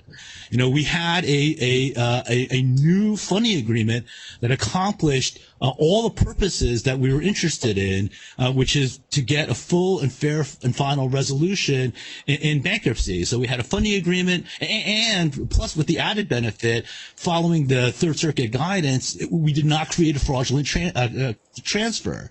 And so because of all those things, there would be no reason for us, nor could we go to anybody else to get a different party, more money, none of these things. It makes no sense for us to even try to do something like that. Well, did you go to J&J and threaten to sue them, to come back to this judge to enforce? I think the judge actually, I'll read you some testimony someday. The judge actually said, if you ever have a problem, come back and see me. He actually said that for the enforcement of the funding agreement. So let me ask you, when you say you had no bargaining power, why didn't you had a company with $400 million, right? Yes? Yeah, but that's already owed to. So we have no additional bargaining power for a third party. No, I know, or for J&J. I mean, you didn't need a third party. Well, or even for J&J, just because we have $400 million. Sorry, objection. I just want to make sure. Thank you. I just want to make sure the witness is allowed to answer the question. My apologies. Go ahead. When we said we had no bargaining power, even though we had some cash, we had much more debt. And so, again, nobody else has an obligation. So J&J did not have an obligation in the first instance to provide a backstop. It certainly doesn't have an obligation now to provide a backstop. And there's really nothing, we could do as to going to the court and going to litigation. That is an option, to go through years of litigation where you might lose. But we had a solution that was, again, met all the criteria that we needed, and it was a good solution. So from a business perspective, it just made sense to enter into this termination and substitution agreement. I apologize because I haven't been clear. So I'm going to break it down and try and be clear more. Sure. If there's two parties to a contract, I know you're a lawyer, you have your experience. If one party says, hey, I'm not going to perform, isn't it an option for the other party to say, well, what do you mean you're not going to perform? If I have to, and we had a judge happen to be sitting here, I'll go see the judge. We're going to figure out this dispute. Very simple. It's a very simple dispute. They either were obligated to perform or not to perform. So I'm confused when you say no bargaining power. Why? And it has nothing to do with debt. How much debt you had. It has nothing to do with what they had. I think you said they had no obligation. They had contracted. Let me finish. They had contracted themselves to pay $61 billion. So I just want to understand, because I don't understand. Why didn't you either, never mind, maybe you would never have to come before the judge. Did you have a negotiation and say, hey guys, I think you're still on the hook? We had numerous discussions with J&J. We looked at the issues. People did legal research. We're not going to get to, my understanding based upon that was that there was a material risk, that they were right. We agreed with them that it frustrated the purpose. At that point, it makes sense to negotiate a resolution, which we did, that was to the benefit of all parties, including the claimants. So that's the sequence of events, and that's where we end up where we were. Would you agree with me that in the end, it turned out to be an awfully good deal for J&J? Would you agree with me on that? The way from the first funding agreement to the second funding agreement? No, I disagree with that. Disagree. I disagree First funding with that. agreement, they might have been obligated to pay $61 billion, correct? Yes or no? Hypothetically, that could be a cap, yes. They could have paid $61 billion. Correct. That's a hypothetical cap. And today they're not obligated at all, correct? Today. Until there's a. And when there's a confirmed plan. Correct. When there's a confirmed plan that they like. Correct. And they get a channeling injunction, right? That's a requirement. Correct. They have to get off the hook. Well, I wouldn't call it getting off the hook. Channeling injunction, okay. When that happens, they're only liable to pay anything if Holdco doesn't pay it first, right? Correct. So, and you think Holdco has enough, I know, we did some math there, but you think Holdco can satisfy the obligation? Holdco can't satisfy the obligation, right, but it would be in financial distress having to do so. Okay, well, I'm not worried about Holdco. They're not here. They can come back and file another day, okay? So let's put Holdco aside. So LTL. Where are they incorporated? That's a good question. I bet North Carolina. That's another thing. So I just want to understand, if things go according to your plan, a plan will get confirmed here, right? Holdco will pay if it can, and J&J won't pay. There's a chance that under this new deal they made, J&J won't pay a single dime. They'll get a full release from all tax liabilities, and they won't pay a dime. Isn't that likely to happen? So I disagree with your premises about J&J not paying a dime, and that means nothing. So again, Holdco is a J&J subsidiary, right? If Holdco has to pay $8.9 billion, when you look at from a franchise, enterprise-wide view, that J&J has lost the use of money from a subsidiary of $8.9 billion. So at the end of the day, what the focus should be is that the J&J companies, including LTL, are paying an unprecedented amount of money in a bankruptcy settlement to resolve all these cases fully, fairly, and equitably in a time period that is far better for claimants than being in the tort system. I think that's the way I looked at it. So I want to talk about April 4th, when LTL made the decision to refile, and you have said you thought that it was in financial distress. The only numbers that you had with respect to costs of going back into the tort system were the $10 to $20 a month, I guess we'll call it historical, that you testified to in the previous bankruptcy, right? Those are the only numbers you had. Well, we knew that things were increasing. And what numbers did you have that supported that? Well, on the cost side. Again, we didn't do a formal analysis, but again, we believed we were in financial distress during LTL 1. We believe that it only got worse in LTL 2. Therefore, we believe, that's the basis of our financial distress. Okay, but let me just confirm, the only numbers, real numbers you had were what it had cost you over the last 5 years, which before you filed, which was $10 to $20 million a month. Those were the costs, the litigation, the talc defense costs, correct? Yes. Okay. And the judgment amounts. I'm just talking about costs of defense. But cost we're not. Of defense. I agree. I because understand your declaration just talks about you were in financial distress because of the cost of the defense. No, so I want to don't- focus on that. I want to just focus on cost of defense. I disagree. That's what the declaration says. Okay. So you didn't have any formal projections or analysis, right? Correct. So I want to just know if I got the timeline right. The board meets, you have the 10 to 20, and that's the basis on which, that's the only numbers they had. You thought you had this idea, I think I wrote down, things have gotten worse, which we'll talk about in a minute. And then, once the bankruptcy filed, you went out and hired experts. And did you tell them that they're supposed to come up with expert opinions that support what you thought the financial distress you had when you filed bankruptcy?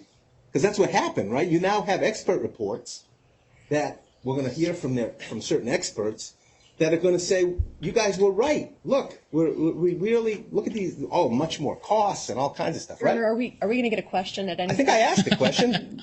I can't tell you what question you asked. No? Repeat it again, please. Okay. Is there a question?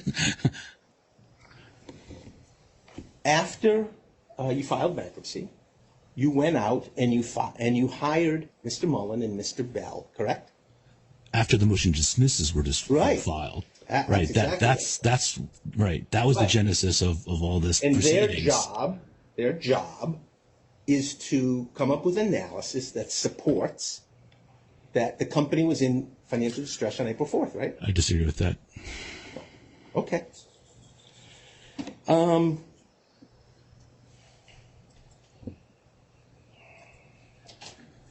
No further questions, Your Honor. I just want to raise, I apologize for doing this, one technical matter. I have a bunch of exhibits, mostly that were attached to Mr. Kim's declaration. Right. I'm just worried eventually when he gets off the stand and we lose him, and I didn't want to surprise the folks on this side of the aisle. I made a little list. All I'd ask is they take a look at the list. My guess is they're not going to have any objection to any of these exhibits To being stipulate into the exhibits? What's that? Stipulate to the exhibits? Yeah, and then I'd ask that if, God forbid, there's an issue, and I know he'll be here tomorrow, we could simply recall. I could go through them now and say, did you see the exhibit, which was the amended funding agreement? Did you see your declaration? And Why don't I'm you not gonna give do the that. list? Yeah, I think we're happy to take a look at the list. I think the other thing is that if these are mostly exhibits Yes. to Mr. Kim's declaration, those have already been admitted. Well, They were I'm not sure admitted- they have. That's the problem, Your Honor, because I don't know if there was. Well, I admitted it when he before when he Okay. took the stand. My apologies. Yeah. So again, to the extent there's one or two other ones, I think there are, Your Honor. I would simply ask that if we just have an opportunity it'll probably take 5 minutes, but before we lose Mr. Kim, I just don't want him to be dismissed and then, He's going to find his way back. Thank you, Your Honor. I'll pass the witness. Thank you. Thank you, Your Honor. I just have a few questions. Well, wait. All right. Ms. Richendorfer. I see that. Hello again, Mr. Kim. Linda Richendorfer, Office of the United States Trustee. So I just want to make sure I understand this timeline then. So LTL, a debtor in possession, in February and March of this year, negotiated a deal by which it no longer had the 2021 funding agreement. I disagree with the negotiation part. We had discussions on issues relating to the unenforceability of an agreement and how that could be resolved.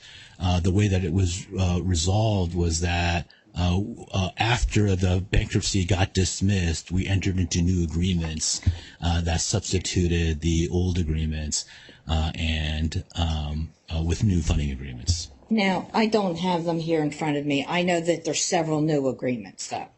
And my guesstimate would be at least 50, 60 pages between the three of them. Would you agree with that? I don't think there are that many pages. Okay. Yeah. Well, we've got the agreement with Holdco, correct? Correct. The new funding agreement. Correct. We have some sort of a termination agreement with J&J, correct? And then we have this support agreement, correct? Correct. So are you telling me that those documents were created in 2 hours and 11 minutes? No, they were discussed, they were put together, and then it was agreed that they would not become effective until after the first bankruptcy was dismissed. Okay. But during the time when J&J is saying to you, no, it's not effective, it's void, it's voidable. And you understand as a lawyer, sir, right, that there's a difference between a contract being void versus voidable? I think technically there may be, yes. Technically, you think. Okay, but you're not sure. It's just void or voidable. Yeah, we put them together for ease of reference. Okay.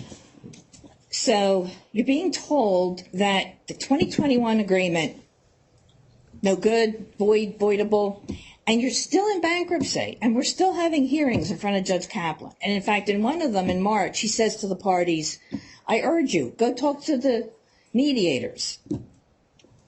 And we're still within the four corners of this court. We still have a debtor in possession, and we have somebody threatening to take away this debtor in possession's main asset. And LTL decided not to bring that to the court's attention? Yes, that's true. That's Okay. true, yes. And LTL came into existence as LTL on October 12th, 2021. Do I have that right? Around that. I think it's probably a little before that. I get a little confused with the name changes. So we'll give or take a day or two. And it became laden with debt at that point in time, correct? It had all the tax liabilities assigned to it, yes. And before that, LTL didn't exist. That's correct. And so before that, there was no LTL that had any TAC liabilities. There was no LTL that had tax liabilities. That's correct, Okay. yes. There was a JJCI that had TAC liabilities, correct? Correct. Okay. And then there are different combinations. Corporate law, I'm not saying was ever my expertise, but there's different back and forth. There's paperwork, a lot of paperwork, and we end up with LTL holding all the TAC liabilities, correct? That is correct. Okay. And in exchange for that, wasn't one of the things that LTL got the 2021 funding agreement? It was. That was Okay. one of the assets that it was given. Okay. So when J&J says we're taking back that agreement, why doesn't LTL give back the TAC liabilities? Well, it didn't say it's taking back the agreement. It said that because of the Third Circuit ruling, that agreement, at least the backstop of that, became unenforceable. Okay. So clearly there may have been other ways to try to deal with it, but again, the solution that presented itself was a termination and substitution agreement that was for the benefit of all parties, including the TAC claimants, that would resolve the TAC liability in the bankruptcy system fully fairly and finally. So that was the option that we chose. Okay, so you chose not to come back to the court in February and March, but you chose to come back to the court in April with the second filing. Is that correct? Yes, that's true. Okay, thank you. That's all.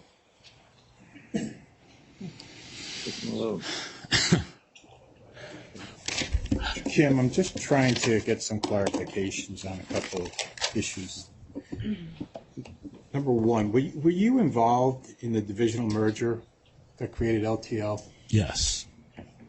So one of the assets that was given to LTO was the first funding agreement, am I correct?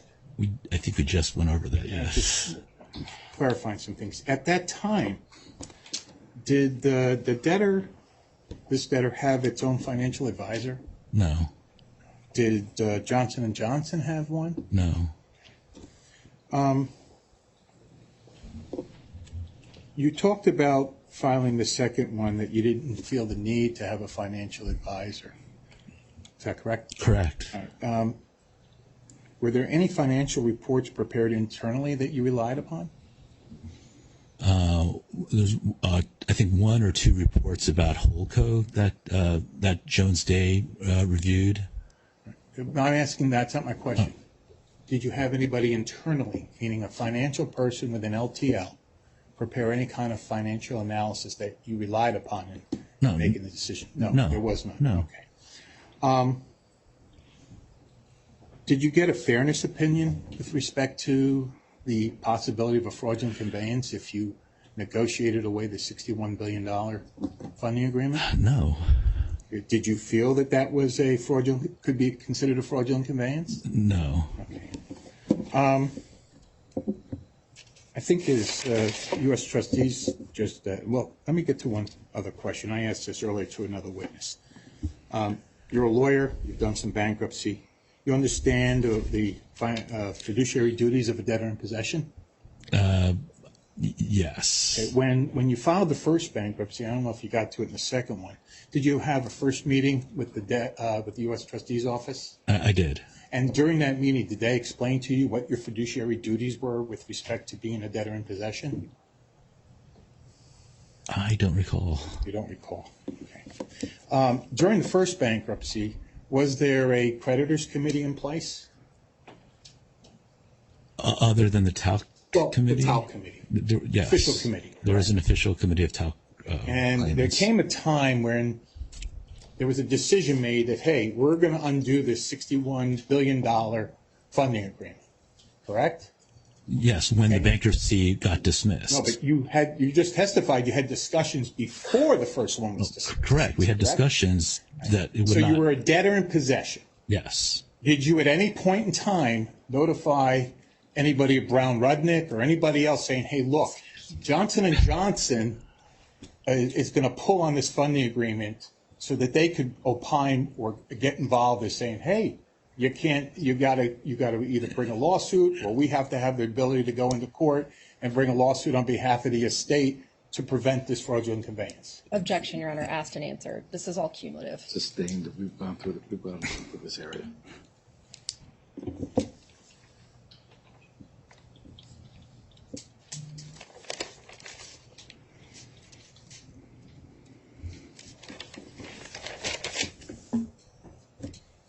Were the documents, when were the documents created for the second funding agreement time period? I don't recall. I don't recall when they Were were. they prepared in February of 2023? Asked and answered, Your Honor. I'm asking the timeline. Yeah, I don't recall when they were prepared. I don't recall when the first draft was or who did the first draft. But it's or fair what. to say they were prepared while you were a debtor in possession in LTL 1.0. They correct? were, yes. Thank you. Yes. Thank you, Mr. Malone. Redirect? Nope. Yes, very, very briefly. I know, Your Honor. Thanks for trying. You know. Should be it. It All just right. feeds into more. It's true. It's true. All right, Mr. Kim, just a few questions, all right? You were asked at the beginning, I guess, of your recross examination You were asked about consolidated trials. Correct. Okay. And I want to ask you, let me ask you, what was the largest consolidated trial that you managed? Probably the Ingham trial. And how many plaintiffs were consolidated in that Now case? you're testing me. I think it was like 22. I think that's right. and I may test you again. What was the verdict in that case, in that 22 plaintiff consolidated case? I think it was around 4.2 billion or 4.6 billion. Yeah. Thank you, Your Honor. 4.6 billion. Yeah. Your Honor's heard about this case a few times. All right. When I was asking you, when I stood up here before and had the chance to ask you questions, and I was asking about whether lawyers in this room had requested consolidated trials, Mr. Maiman raised his hand. He did. All right. And are you aware of the consolidated case that he's requested? Yeah, in front of Judge Viscomi in New Jersey, yes. All right. And how many plaintiffs are in that case? Actually, I don't. I've lost count of that. Do you know if it's north of 20? I think it was a very large number of plaintiffs. All right. And regarding litigation costs, because that I think came up again in your recross examination, have you managed? Let me ask you, over the years, how many cases have you managed and settled, approximately? That is a tremendous number. I mean, probably north of 500,000. All right. Have you ever needed a financial advisor or an investment banker or anything like that to help you figure out costs related to litigation? No.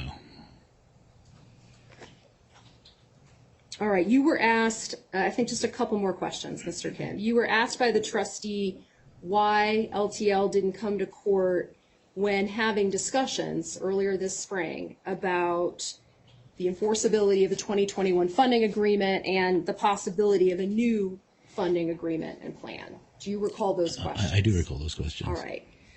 At that time, was LTL or were the parties discussing with the court-appointed mediators? Were they having discussions with the court-appointed mediators? We were having discussions with the court-appointed mediators. Again, we were also negotiating these PSAs where the resolution of the tax liabilities in bankruptcy was being discussed for the $8.9 billion, and so all of that helped in terms of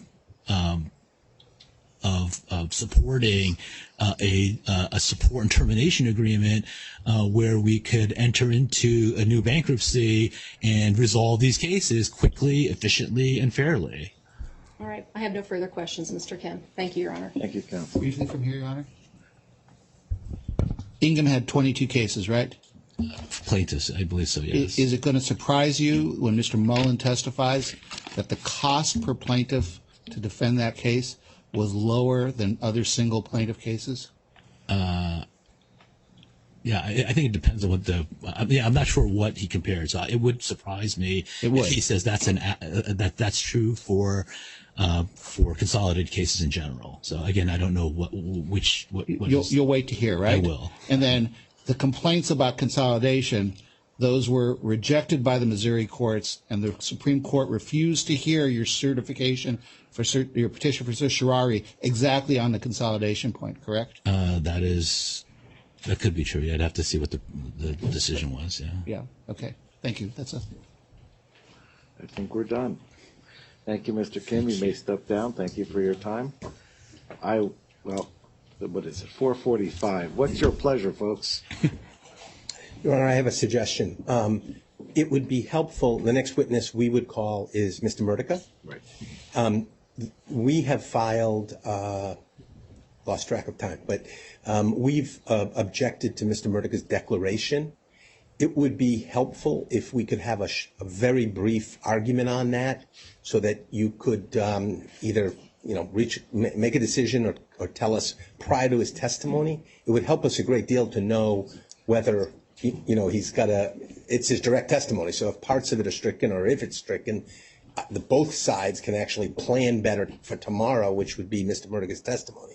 So that would be so we don't lose minutes, we can maybe use the few minutes we have to just for you to hear argument on that, or however you want to proceed. Let me ask. Thank you. Let me ask this. I know White and Case submitted opposition on behalf, correct?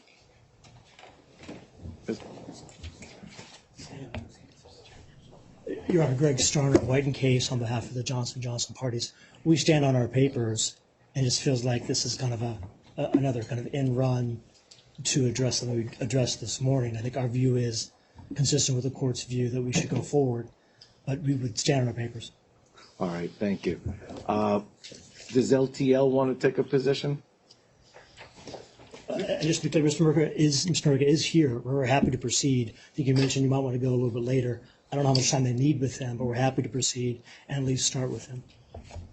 Mr. Gordon? Our position is the same, Your Honor. We think the paper was filed. We're good with that.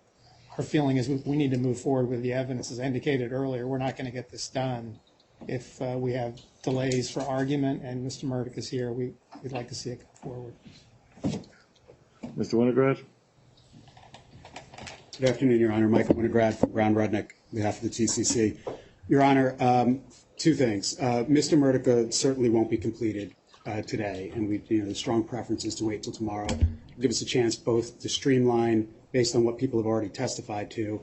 But in addition, with respect to the papers, there weren't papers, right? There was an objection deadline. There weren't motions. This was just simply objections, which we expected, as is the case with all of the others, why we're not bringing up the other issues, where it was a line here, a paragraph here.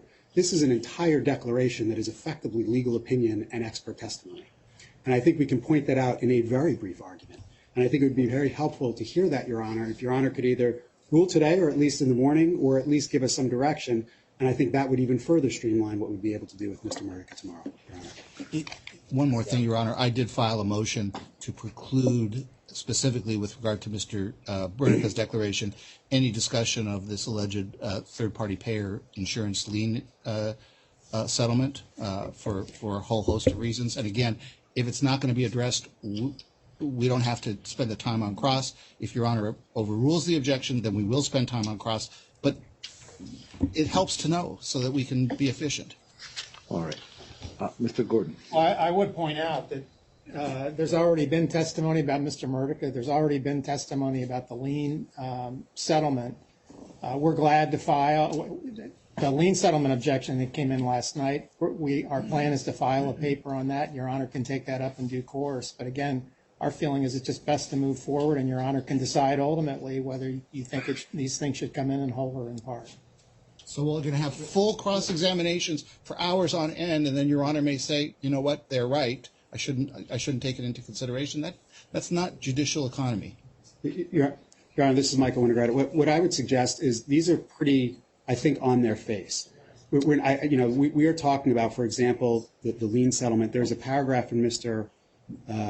Murdoch's declaration that is, on its face, reading it for 3 minutes, just legal argument about what the impact is of a document. Now, I will tell you, and if we argue this today, that he's absolutely wrong on the facts, and just read the document, and I think I would hope that it's not intentionally misleading.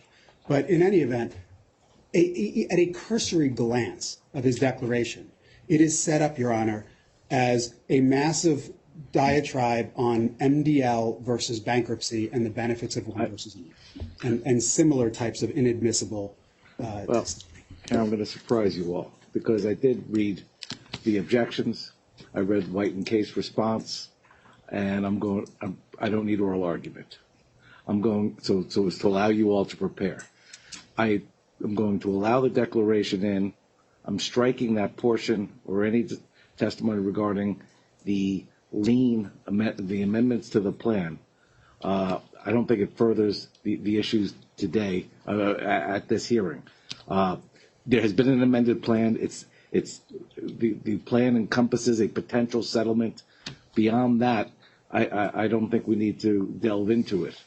But the other aspects of the declaration can come in, and we'll go forward. You can cross-examine on it. Thank you, Your Honor. Do you want us to start today or start with tomorrow? Again, Mr. Murdoch is here. We can go to declaration in. They can get started with their cross-examination. I mean, my wife's in Florida visiting her mother. I go home. I'm eating Chinese food and watching Godfather again for the 1000th time. I don't really care. But it is getting late, and I'm not really sure if it's going to further, I mean, we might save an hour or so, but I'll put you to task then. So why don't we leave it for tomorrow? It's 10 to 5. Thank you, Your Honor. Thank you. Your Honor, may I just ask for one clarification? Yes. With respect to Mr. Murtaker's declaration, there is a specific section on the lien settlement, which I take it, Your Honor, is striking. There's another section on the plan, talking about whether the plan is good or bad. I understood from you that that section is being stricken as well, but I just want to be, I just want to clarify. Just further discussion of the amendment to the plan that includes a settlement with the lien. Just the lien settlement. Just the lien settlement. Thank you. Not the plan itself. proposed. The proposed lien, the proposed settlement on the proposed amended plan. Alleged lien holders. Okay. Not identified. Your Honor, Yes. I'd be remiss if I didn't wish Mr. Rosen a happy 70th birthday. It's sad he had to spend it here. Oh, that is a sad comment that this is where you're here. Congratulations. Thank you, folks. Thank you, Your Honor. We're adjourned for